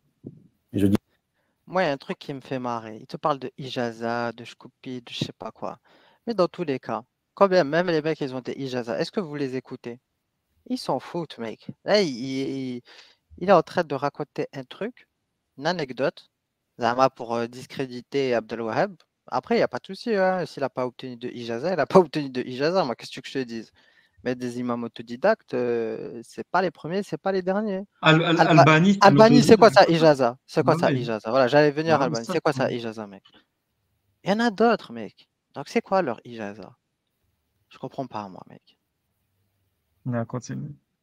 dis bien, Oreb, je ne l'ai pas lu ailleurs. Bref, on continue. Donc il est expulsé de Bassora, il rentre dans le Najd à Huraymala, où son père exerce la fonction de juge. À cette époque, selon les sources, il a rédigé son premier ouvrage, Kitab al-Tawhid, à Bassora, ou alors dans le Najd quand il est rentré auprès de son père. On ne sait pas. Par contre, ce qu'on sait, c'est qu'il veut commencer à prêcher quand il rentre au Najd auprès de son père, et c'est son père, le Qadi de Huraymala, qui l'en empêche. Ça, c'est la première chose. Et la deuxième chose, c'est que Abdelwahab, le père de Mohammed ibn Abdelwahab, au lieu de désigner son fils aîné Mohammed comme Qadi à sa place, il désigne Sulayman. Sulayman, lui, est resté auprès de son père pour terminer le cursus. Mohammed ibn Abdelwahab n'est pas resté auprès de son père, il n'a pas terminé le cursus, on ne sait pas exactement quel cursus il a terminé. D'ailleurs, il y a un certain nombre d'années entre son départ de Bassora et son Najd, durant lesquelles on n'a pas de documentation. On ne sait pas ce qu'il a fait pendant à peu près 10 ans, voire plus de 10 ans. Il y a des histoires qui ont été racontées sur le fait qu'il serait parti en Iran. Oui, à Bouéja. Il n'y a pas de Il n'y a pas de souci, mais le prophète aussi, on ne sait pas ce qu'il a fait pendant 40 ans, mec. C'est vrai, oui. Donc, tu vois, ils avancent des arguments, mais quand il faut aller dans le sérieux, parce que c'est pas, il n'y a pas que eux, on sait pas, il y a il y a plein de trous, ils rapportent des mecs dans des chaînes de transmission, des mecs bizarres, tu sais pas d'où ils sortent, des fois ils te disent pas le nom, des fois ils taisent le nom, c'est du délire, mec. Il comprend pas, Youssef Indy, que c'est du délire. Ibn Taymiyyah, par exemple, il y a plein de trous dans sa vie. Qu'est-ce qu'il a fait en prison? On ne comprend pas exactement ce qu'il a fait entre-temps par rapport à telle période de sa vie, telle période de sa vie. Ibn Hanbal aussi, on ne sait pas ce qu'il faisait exactement comme métier. T'as des gens qui disent qu'il était soldat. Voilà, t'as des gens qui disent qu'il était imam.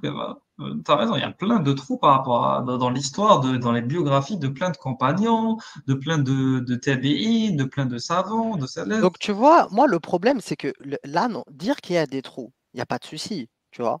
Mais le problème, c'est que là, c'est orienté, en fait. Ça se voit que c'est pour discréditer Abdelwahab. Il n'y a pas de C'est ça. souci, on peut le discréditer, hein, nous on dit, il n'y a pas de souci, mec. Mais le problème, c'est que il faut appliquer cette rigueur à chaque fois qu'il parle de chaque imam. Et là, il va avoir des problèmes. C'est ça le problème. Eh oui, eh oui. C'est ça le souci. Mais document il dit pas l'essentiel de ce qu'il a développé sur le livre qu'il a écrit à propos du Tawhid. Pourquoi il ne le dit pas, ce chercheur? Ça, c'est dommage. Parce qu'il va inventer un concept, ce gars-là, dans ce livre, il va inventer ce qu'on appelle le concept d'excuse d'ignorance. Ça veut dire que celui qui ne connaît pas la règle positive peut être excusé, il est takfirisé hein, pendant ce temps-là, évidemment, on lui réexplique, et s'il ne consent pas, alors il ne revient pas à l'islam. C'est ce qu'il va développer dans son livre. Pourquoi il ne le dit pas?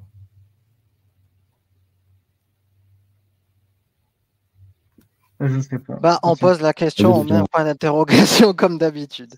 C'est ça. Son nom, on ne sait pas trop ce qu'il a fait, il est rentré. Et donc, après la mort de son père, donc Sulayman, frère cadet, occupe le poste de Qadi. Le père meurt, le père de Mohammed meurt, et donc Mohammed ibn Abdel Wahhab commence à faire sa prédication, sa da'wa, ce que lui avait interdit son père. Il commence à le faire. Et justement, Youssef, vu que tu indiques que le père de Mohammed ibn Abdel Wahhab n'était pas favorable à ce qu'il prenne sa succession pour être juge, Qadi, t'en conclus quoi de ça? Selon toi, c'est une information qui veut dire quelque chose? Alors, il y a deux choses. Moi, j'ai pas de conclusion. Attends 2 secondes, Abouja. La première chose, c'est qu'il me reste. En fait, Là, je viens de commencer à regarder les commentaires en même temps qu'ils défilent sur la page de Oumad Vox. Il y en a un qui a retenu mon attention, mec. Et le gars, il a dit Salam alaikum, le wahhabisme n'est-il pas devenu une branche du sionisme? Et après, il y a un gars, il avait dit c'était un peu avant, je crois, il avait dit je suis pas sûr si c'était ce commentaire. Ouais. Ah, si, il est là. Est-il vrai qu'Abdel Wahhab aurait des origines juives? Toujours. Toujours les problèmes. Toujours les problèmes. Pourquoi Vu des l'intervention, origines c'est juives? Mais pourquoi des origines juives? Pourquoi pas des origines chrétiennes, par exemple? Genre, les chrétiens, ils veulent pas détruire l'islam, par exemple. Ou, je sais pas, les polythéistes. En fait, pourquoi toujours juifs? C'est ça la question. Il y a une obsession, mais c'est pas possible, mec. Il y a une obsession. Mais c'est ce qu'on a vu tout à l'heure. Non, en tout cas, lui, il a une obsession par rapport aux Juifs, c'est sûr. Mais en tout cas, Abou Chafin dit, mais bon, là, pour le coup, il ne s'agit pas de lui, c'est un commentaire que ça cite, c'est ça. Oui, en Oui. gros, le commentaire, mais ça, c'est normal, mec, parce que les Juifs, dans la tradition islamique, sont vus comme étant ceux qui portent le trouble, en fait, la désobéissance, etc. D'où le fait qu'on les accuse toujours d'être derrière les salles d'histoire. Et on peut toujours donner une origine juive à quelqu'un qui, justement, est jugé comme problématique. Donc, Oui. alors Régulus, là, ça illustre un peu ce qu'on disait en début de live, avant que tout ça coupe. Hein, quand on a vu le mec là pousser son coup de gueule, qui a dit une haine des juifs enseignée. Hein, on le retrouve dans ses commentaires. C'est ça le problème. C'est ça. Par exemple, je ne sais pas si vous connaissez Abdullah ibn Sabah. Non, moi je le connais pas, mec. Vous connaissez pas Abdullah? Je vais vous montrer qui est Abdullah ibn Sabah. Un nouveau personnage qui rentre dans le jeu. Alors, Abdullah ibn Sabah, c'est un personnage dans l'existence. Bon, elle est remise en question par les chiites, c'est logique, parce que c'est par rapport aux chiites que. Enfin, je vais vous expliquer. Souvent confondu avec le savant juif converti à l'islam Abdullah ibn Salam, qui résidait à Médine à l'époque de Mohammed. Il nie l'existence même d'Abdullah ibn Sabah et voit en l'histoire de ce passage une campagne de dénigrement du chiisme de la part des sunnites. En gros, c'est quoi l'histoire? C'est les érudits musulmans sunnites déclarent qu'un Ibn Sabah était érudit Sabah, voilà, parce que là, Abdullah ibn Sabah, donc Ibn Sabah était un juif converti et qu'il est à l'origine des fondements de l'islam chiite, ce qui est largement nié par les chiites, qui le considèrent quant à eux comme un exagérateur relou d'un groupe de la ville de Silucie-Station. Donc, ok, c'est en Irak. Le groupe qui était venu voir donc Ali ibn Abi Talib à Koufa, qui est aussi en Irak, et proclamèrent sa divinité. Ali aurait tenté de le faire brûler pour ses affirmations. Voilà. Donc, d'après les sunnites, Abdullah ibn Sabah était un juif originaire de Sanaa, la capitale du Yémen, de la tribu de Hayra. Il était le fils de. Oui. Ok. Sabah ibn Shamoun. Sa mère était une Abyssine. Donc, Abyssinie vient d'Abyssinie, qui est située dans le nord de l'Éthiopie, à l'est du Soudan, au sud de l'Érythrée.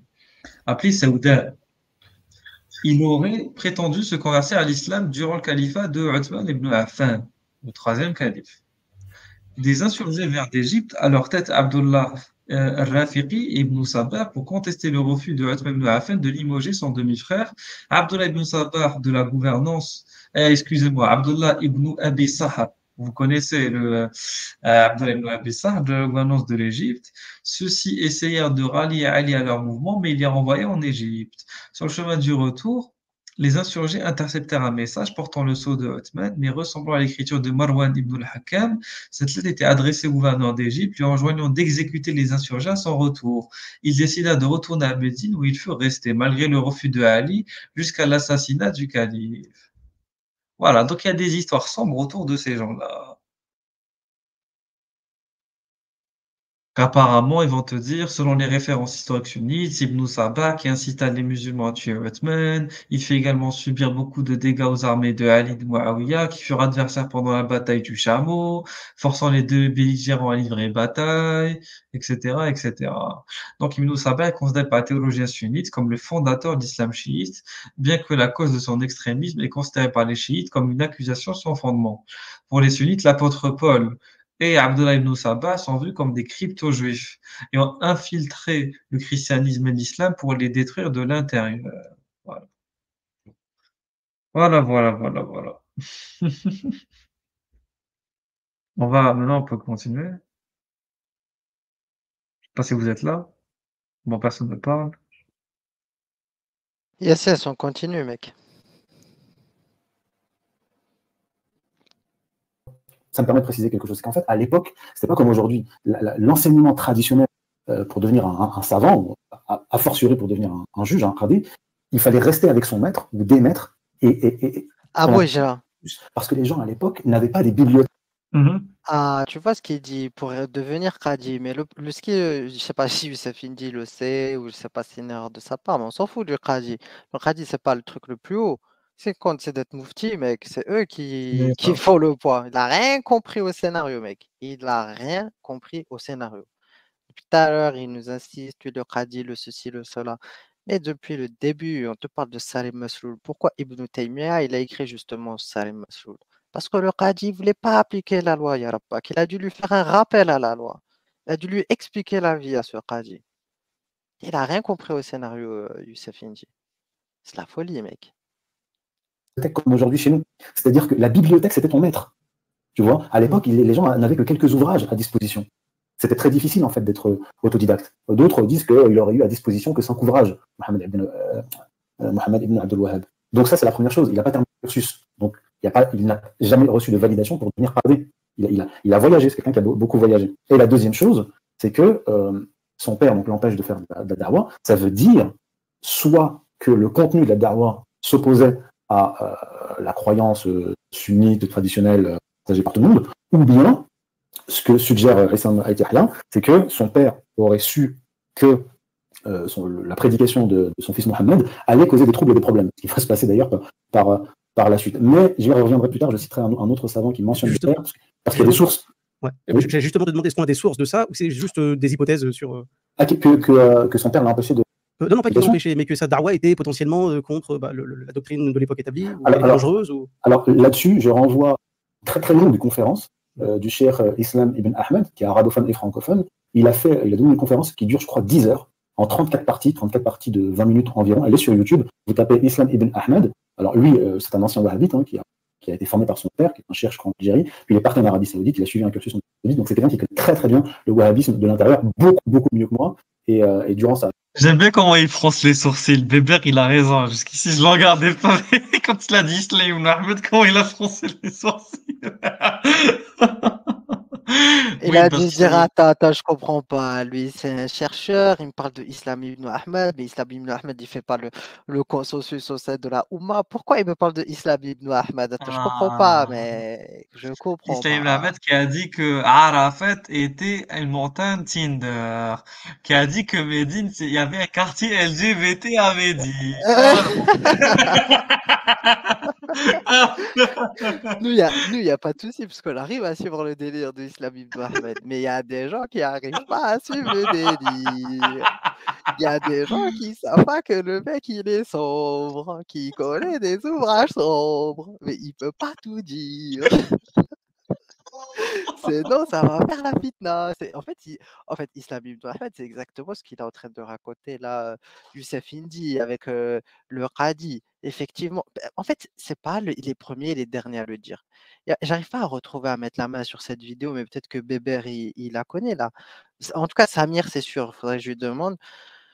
En tout cas, s'il est dans le chat, je sais pas s'il peut nous envoyer le nom du savant, mais là, il y avait un savant, il disait, vous savez, 90% des imams, ils ferment leur gueule. Ils peuvent pas donner des fatwas vraiment ce qu'ils pensent dans le fond des sujets. Parce que sinon, les gens, ils vont devenir fous. Parce qu'ils parlaient de la question de l'allaitement et de tout ça, mais ça encore, c'est rien, mec. Il y a des histoires sombres dans le fer. Il y a des trucs qui sont sombres à l'époque. Mais ils ne peuvent pas ramener ces livres, parce que sinon, les gens, ils vont dire, c'est pas possible. Exactement. Très très longue conférence, il rapporte des sources, parce qu'il utilise essentiellement des sources wahhabites et saoudiennes, l'Arabie saoudite à l'époque, où il explique il rapporte des sources disant que son père aurait mis en garde contre son propre fils. Vous voyez. Donc même moi, je ne vais pas jusque-là. On va continuer. Mais c'est vraiment très intéressant. Alors, donc son père meurt, il commence la prédication. Et 4 ans après le début de sa prédication, donc après la mort de son père, il est expulsé de Huraymala. Donc il est expulsé de la ville où son père était qadi et où son frère est devenu qadi à la place du père, à cause de sa prédication. Attends, 2 secondes, Abou Hicham. Donc il est expulsé. Si tu me permets, Youssef, juste un commentaire. Parce il y a un commentaire qui est intéressant. Il y a une meuf, elle dit, ne parlez pas au nom de tous, s'il vous plaît. Certains frères et sœurs veulent augmenter leurs sciences. N'oublions pas qu'il y a les sciences de la religion et les sciences utiles. Donc, moi, j'avais pas lu tous les commentaires au-dessus, mais certainement des gens qui ne devaient pas être d'accord avec Youssef Indy. Hein. Mais le problème, c'est toujours ça. Et ça, c'est un des problèmes. C'est que ça de l'islam, tu as des gens qui vont te dire qu'il faut apprendre les sciences profanes, hein, et les autres qui vont te dire que ça, c'est la futilité, que tu perds du temps, qu'il faut se concentrer sur le tawhid, etc., C'est ça. etc. Et il est là le problème, en fait. Il est là, on est pile dans orthodoxie versus hétérodoxie. Tout à fait. Non, mais c'est vrai. Hein. Parce qu'on a parlé il y a quelques jours avec des frères justement de ça. Un frère m'avait rétorqué à ce sujet que la raison pour laquelle on empêchait la prédication de Mohammed ibn Abdel Wahhab, c'est parce qu'à son époque, il y avait, selon certains savants et surtout selon son analyse à lui, des déviances religieuses à son époque qu'il dénonçait. Et donc, les tenants politiques voulaient le faire taire. Quoi. Je vais y venir. Je vais y venir. Ça, c'est vraiment fondamental, directement lié au takfir. Mais je vais y venir dans la partie suivante. Très, très bien. Donc, alors, je ne sais pas que je perds le fil. Donc, il est expulsé, j'avais dit 4 ans, mais ce n'est pas de là qu'il est expulsé après 4 ans, j'ai perdu le fil.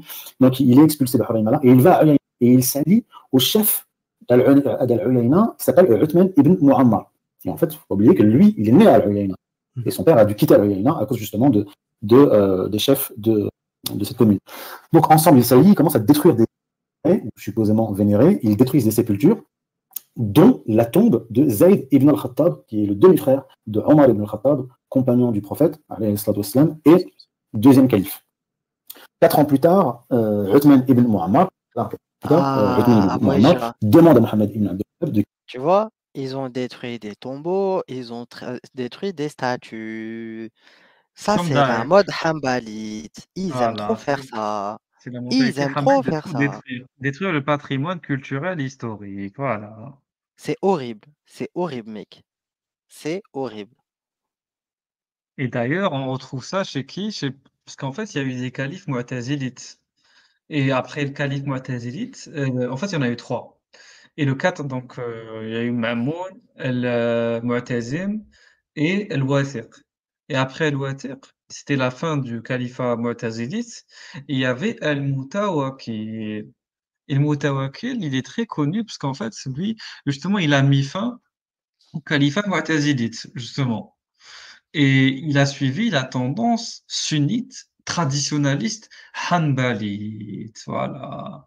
Et là, je vais vous montrer un peu vite fait ce qui s'est passé avec Al-Mutawakkil.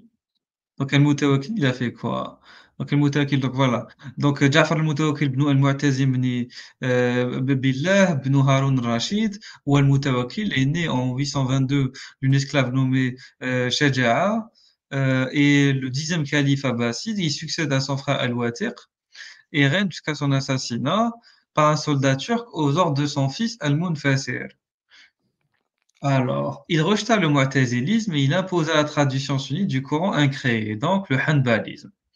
Pas trop honnête, parce que à cette époque-là, ceux qui affrontaient les mu'tazilistes, c'était les hanbalites, les disciples de Ibn Hanbal, ceux qui avaient la pensée traditionnaliste des hanbali. Donc, eux, c'est les ancêtres des wahhabis, des salafis contemporains actuels et et Abdul Wahhab. Le tribunal de Al-Ma'moun est chargé du contrôle de l'orthodoxie. C'est comme ça, en fait. C'est le calife qui prend en charge l'orthodoxie. Là, en France, on peut pas prendre en charge l'orthodoxie parce que c'est pas un califat, c'est pas une théocratie. Mais ça aurait été une théocratie, l'orthodoxie religieuse, elle doit être prise en charge par qui? Par le politicien, par le chef politique. Donc, la MENA est dissoute. Donc, la MENA, c'est quoi? C'est un ordre de contrôle des imams. Comme on peut avoir dans n'importe quel pays musulman, il y a un ministère de contrôle des imams, des prédicateurs, et la MENA, c'est ce qu'on appelle l'inspection. Tu inspectes un peu et tu vois ce qui se passe au sein des mosquées et des lieux de prédication. Et c'était les Mu'tazilites. Et Al-Mutawakkil, donc qui était le calife de cette époque, de ce temps, a mis fin à ça. Voilà. Al-Ma'mun, lui, son but, c'était de mettre en place un islam rationnel, il était opposé à l'intégrisme, il était à peu près, on va dire, relativement libéral, dans le sens où il permettait aux chrétiens et aux juifs de débattre entre eux et tout. Voilà. Alors que Mutawakkil, c'était le sans-pitié. Voilà. Voilà la politique religieuse de Mutawakkil. Donc, le Mutawakkil, il se méfiait des controverses religieuses qui se traduisent par son attitude à l'égard de certaines minorités. Son père, il s'était montré tolérant vis-à-vis des imams chiites qui prêchaient à Médine.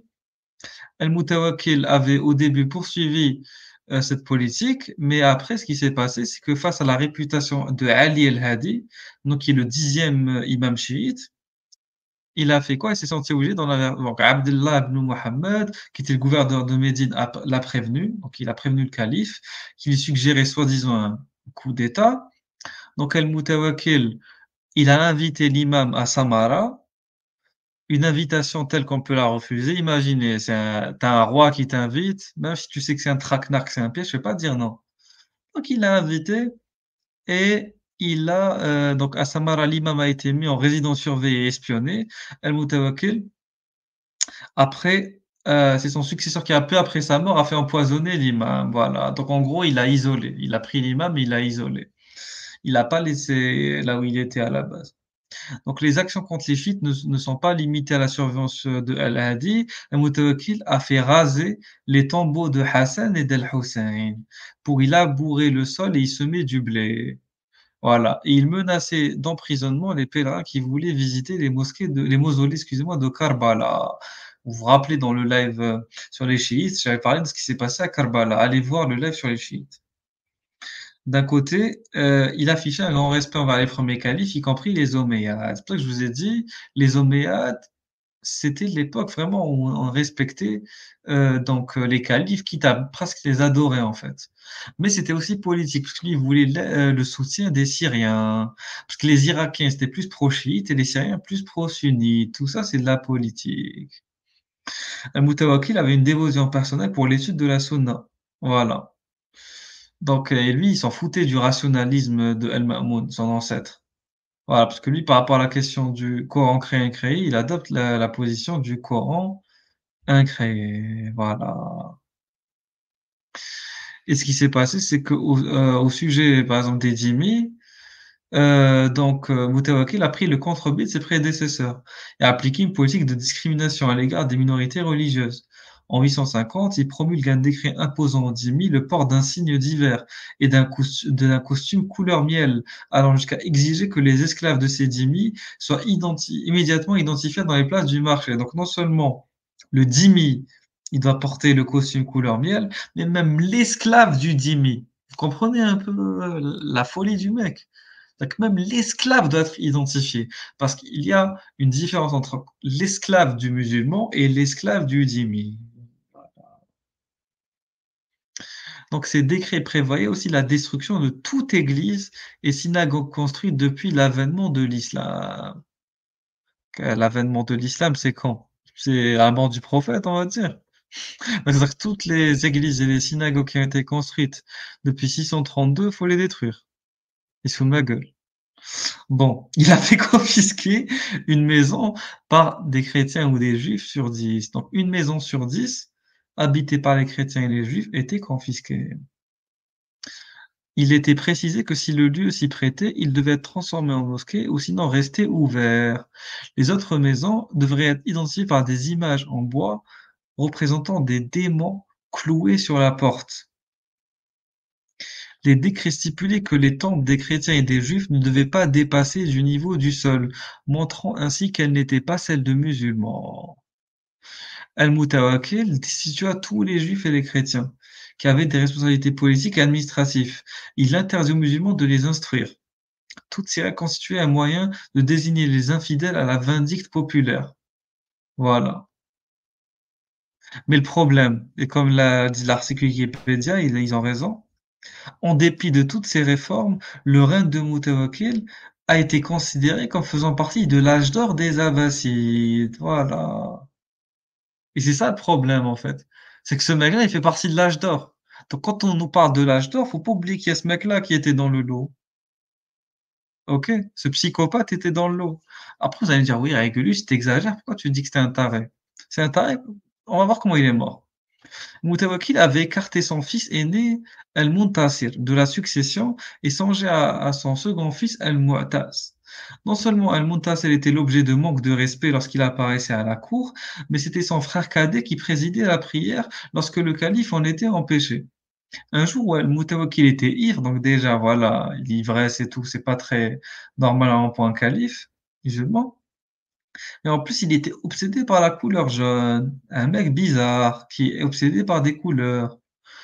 Il dégustait uniquement du vin jaune et qui maltraitait son fils. Il dégustait uniquement du vin jaune. Voilà, comme ça. Comme le vin jaune du Jura, en France. L'eau safranée, voilà, provient du safran. Enfin, l'eau mélangée au safran, quoi. Accompagnée de citron et de melon. Voilà, vous savez à quoi ça ressemble, un citron à un melon. Dans une pièce de son palais de Jouzaq al-Khatani. Il a fait déco avec du bois de santal citrin. Voilà. Et du satin jaune. Il injuria Al-Muntasir, donc il insulte son fils si grossièrement que ce dernier décida d'en finir. Avec des commandants turcs qu'Al-Mutawakkil avait évincés, il organisa la mort de son père. Al-Mutawakkil a été tué à coups de sabre en compagnie de son favori à qui on attribue le crime. Voilà. Et le parricide a eu lieu en 861. Magnifique. Vraiment une très belle vie, ce mec. Vous comprenez maintenant de quoi on parle. Toujours bien un point histoire, toujours, c'est toujours bien à réintroduire. Bon, on continue.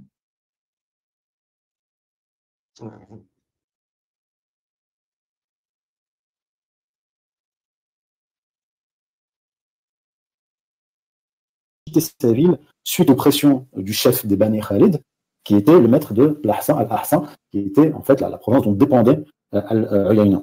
Pourquoi? Parce que des savants, j'y reviendrai plus tard, des savants condamnent très fermement Mohammed ibn Abdel Wahhab. Il commence sa prédication, il commence à se faire connaître, et les savants réagissent à l'époque. Pas n'importe quel savant, mais j'y reviendrai. Donc il est contraint de partir. Il part, et il va se réfugier à Dir'ia.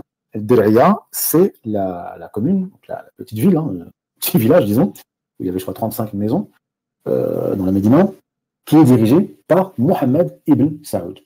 Donc c'est là que l'alliance va se opérer entre Mohammed ibn Abdel Wahhab et Mohammed ibn Saoud, entre 1744 et 1745.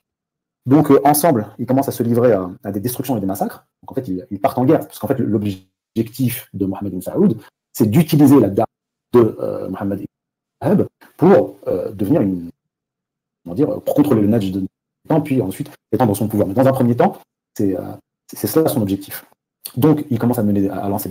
Il faut savoir qu'entre le moment où il s'allie et le moment où il meurt, parce qu'en fait, Mohammed ibn Abdel Wahhab, il traverse tout le XVIIIe siècle. Comme je vous l'ai dit, il naît en 1703 et 1712.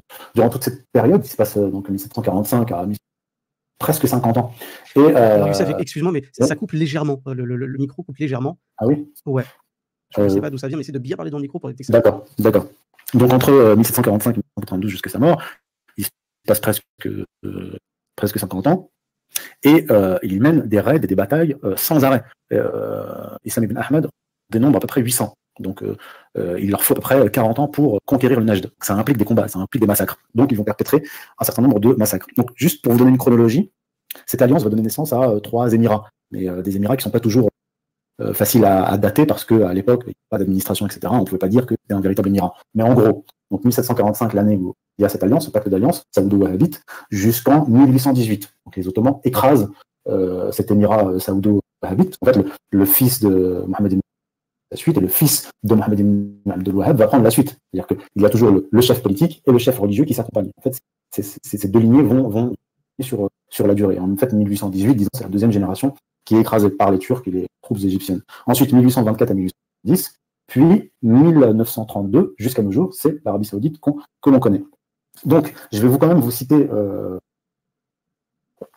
vous apporter une source sur ce pacte d'alliance qui est rapporté par le principal chroniqueur de l'époque, et qui est une référence en Arabie Saoudite, qui s'appelle Hussein ibn Ghannam, qui a écrit un ouvrage qui s'appelle Tarikh al-Najd, l'histoire du Najd. Et donc, il rapporte, donc c'est pas un opposant au wahhabisme, bien au contraire, il rapporte, donc, il relate en fait cette alliance.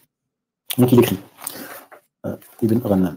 Ainsi, lorsque le cheikh Mohammed ibn Abdel Wahhab donna à l'émir Mohammed ibn Saoud l'épreuve de la vérité de l'islam et de la foi, je fais une pause, donc ça signifie que la vérité de l'islam et de la foi était méconnue, du moins là dans le cas par Mohammed ibn Saoud.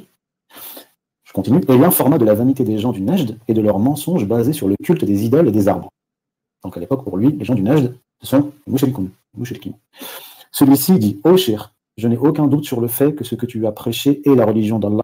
Message fut transmis par ses envoyés et les livres révélés, et sur le fait que les coutumes des gens du Najd, de nos jours, représentent de l'idolâtrie mensongère, ainsi que tu l'as rappelé, similaire à ce qu'on a pu imputer aux premiers associateurs comme mécréance et comme associationnisme vis-à-vis d'Allah. Je fais une pause, donc ça veut dire que les musulmans du Najd à l'époque de Mohammed ibn Abdel Wahhab sont considérés par ce dernier comme des associateurs, comme les Arabes de l'époque de la Jahiliya.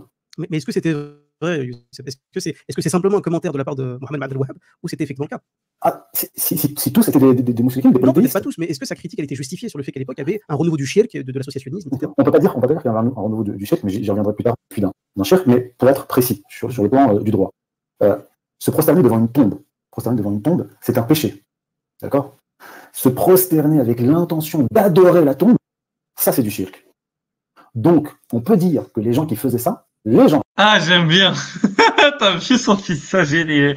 Voilà, parce que en fait, c'est là où commencent les problèmes. Voilà, à 36 minutes commencent les problèmes. D'un point de vue du droit, mais de quel droit? Moi, je veux savoir de point de vue du droit malikite, hanafite, shafi'ite, hanbali. Et c'est là où commencent les problèmes. Parce qu'il dit que c'est un péché. Mais il fait la différence entre péché et shirk. Il dit, si c'est l'intention, c'est du shirk. S'il n'y a pas d'intention, c'est juste un péché. Et le problème, c'est que là, le droit, il est clair, en fait, sur ça. Parle-nous déjà de shirk akbar, shirk asghar. Quand tu nous parles de péché aussi, ça veut tout rien dire. Dis-nous juste que c'est haram. Si c'est haram, t'as pas le droit de le faire, c'est tout. Parle-nous des 5 catégories des ahkam. Donc, soit Oui, halal, soit m'énerve. c'est mubah, soit c'est, t'as compris, ça c'est un wajib, soit c'est mustahab, voilà, soit c'est makruh, soit c'est haram. Il n'y a pas de, c'est un péché, c'est du shirk. Sois précis dans les termes, frérot, sois précis. La littérature juridique, elle est très fournie, elle est très exhaustive. Utilise les bons termes pour les bonnes choses. Il y a l'hypocrisie mineure, l'hypocrisie majeure, le kufr duna kufr, le kufr mineur, le kufr majeur. Non, mais c'est la folie quand même. Vas-y. Ouais, qu'est-ce qui s'est passé exactement? Il a dit quoi, Youssef Indy, pour que tu rentres dans cet état? Parce que j'ai zappé juste un petit épisode. Non, mais je te le refais. Je te le refais. Voilà, parce que c'est juste 1 minute et tu vas comprendre. Vas-y, y a pas de souci. prêché et la religion d'Allah.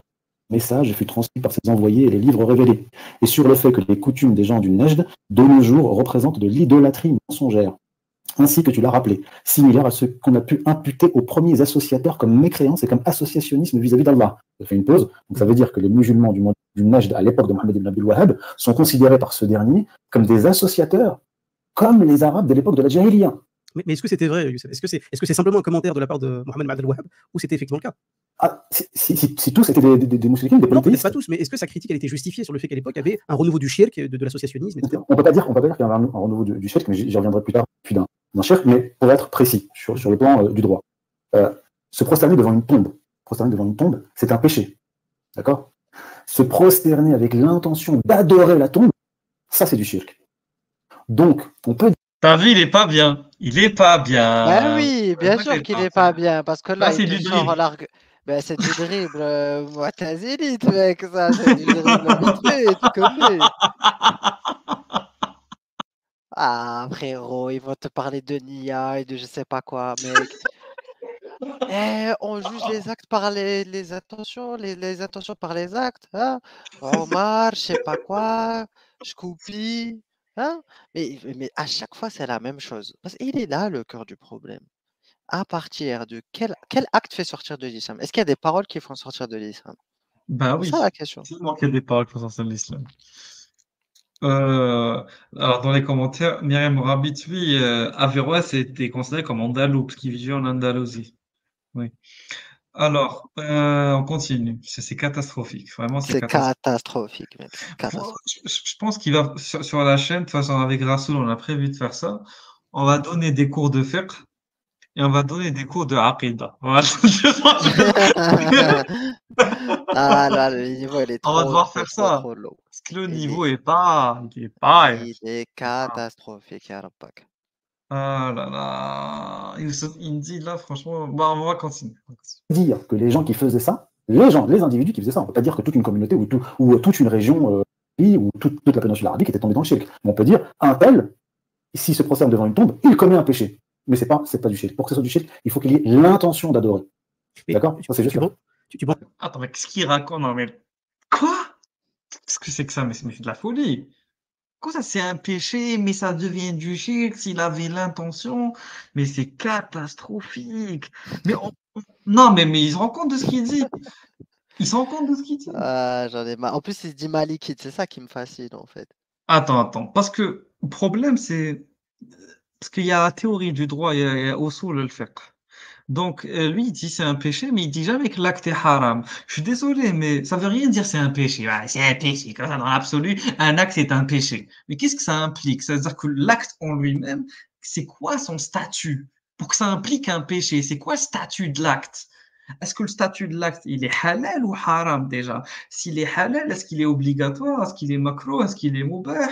Ensuite, ou est-ce qu'il est haram? C'est tout. Maintenant, l'acte, il est haram pour une bonne raison, frérot. Pourquoi est-ce qu'il est haram? Parce qu'il implique du shirk. Sinon, ce serait pas haram. Oh, mais c'est de la folie quand même. Pourquoi est-ce que prier devant une tombe, c'est pas bien? Pourquoi est-ce qu'il y a le fait de prier devant une tombe, c'est pas bien? Parce que ça implique du shirk. Maintenant, il me dit c'est du shirk mineur, c'est du shirk majeur. Là, on rentre dans le débat. Mais ça peut pas être haram comme ça, juste dans l'absolu, mais parce que l'intention est différente, que ça va devenir du shirk ou pas. Je dis, alors c'est quoi alors si c'est pas du shirk, le fait de prier devant une tombe? Lui, il pense qu'il prie devant Allah alors quand il prie devant une tombe.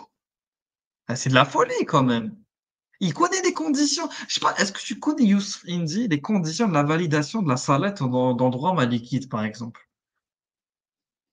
Est-ce que tu peux prier devant une personne déjà? S'il y a une personne devant toi comme ça, qui te regarde, tu peux prier devant elle. Est-ce que tu peux te prier devant un animal? Est-ce que tu peux prier devant une image? Voilà. Je sais pas si les gens sont au courant de ce qui annule une salade, de ce qui la valide, ce qui la laisse passer. Moi, j'en ai marre. Franchement, je peux pas. C'est trop pour moi. Je peux pas. C'est trop. C'est pas possible. Ces gens-là, ils sont incultes, ils ignorent, ils connaissent rien à la base de la base de la base de pourquoi est-ce il faut mettre un objet pour empêcher entre toi, par exemple, et l'extérieur, pour empêcher que si quelqu'un passe, ça annule ta salade. C'est trop, franchement, c'est trop. Mais tu comprends, mec, pourquoi ils ne viennent pas débattre? C'est logique, mec, parce que sinon, c'est pas possible. Ce qu'on va leur faire, c'est indescriptible, mec. Non, mais le Ils n'ont problème, pas le c'est que. niveau, frérot. On va Vas-y. rentrer dans des considérations. C'est ça, parce que, encore une fois, c'est ce que je disais tout à l'heure. Lui, il a cru qu'on lui demandait sa aqida, son madhab par rapport à un positionnement géopolitique. Le problème, c'est que si il se revendique sunnite, malikite, il est censé connaître des choses, mec. On n'est pas en train de philosopher dans l'absolu. C'est ça le problème. Et il croit que là, il est en train de philosopher avec des gens qui sont pas musulmans, qui connaissent pas. Mec, dans le chat, il y a l'Arbi, frérot. Il n'est pas accordé avec toi, tu vois ce que je veux te dire? Bah oui. Il y a Mike, il y a d'autres personnes. Ils sont pas accordés avec ce que tu vas dire. Et certainement, peut-être, ils vont apporter les mêmes arguments que tu as apportés. On dirait ces gens-là, ils connaissent même pas la base de la base de la base, mec. La prière, justement. La prière, les ablutions, chapitre 1, mec. Chapitre 1. Comme ils aiment bien le rappeler à chaque fois dans les vidéos, ce que tu apprends quand tu as 6 ans, mec. Je comprends pas, mec. J'arrive pas à savoir pourquoi est-ce que ces gens font des conférences, écrivent des livres, font des formations. Ils connaissent même pas la base de ce qui valide une prière ou de ce qui annule une prière. Voilà. Vraiment, je comprends pas. Alors, on va continuer. Je pense pas qu'on peut être justement, qu'on peut pratiquer le shirk par ignorance. Il y a cette catégorie de shirk en islam qui est du shirk par ignorance. Tu sais, les gens qui, par exemple, portent des mains de Fatma un peu par ignorance, ils n'ont pas l'intention, tu sais, de te vénérer ou de prendre ça pour un talisman, mais ils disent, bon, c'est de la déco, sans que des boucles chez les maghrébins. Oui, mais on peut pas dire que c'est du shirk, parce qu'il faut qu'il y ait l'intention. Et c'est très difficile de dire qu'une personne est un shirk. Ça, c'est très, très difficile, déjà, premièrement. Et deuxièmement, dire que des gens, c'est-à-dire une communauté ou des habitants d'une région sont tombés dans le shirk, c'est extrêmement difficile, et deuxièmement, extrêmement. Mais c'est deuxièmement, ça a coupé. Deuxièmement, c'est quoi? Ça a coupé. Deuxièmement, c'est extrêmement dangereux. C'est extrêmement dangereux, comme on va le voir. Ça veut rien dire, c'est extrêmement dangereux. Mais ça veut rien dire, ça, c'est extrêmement dangereux. Si, dangereux.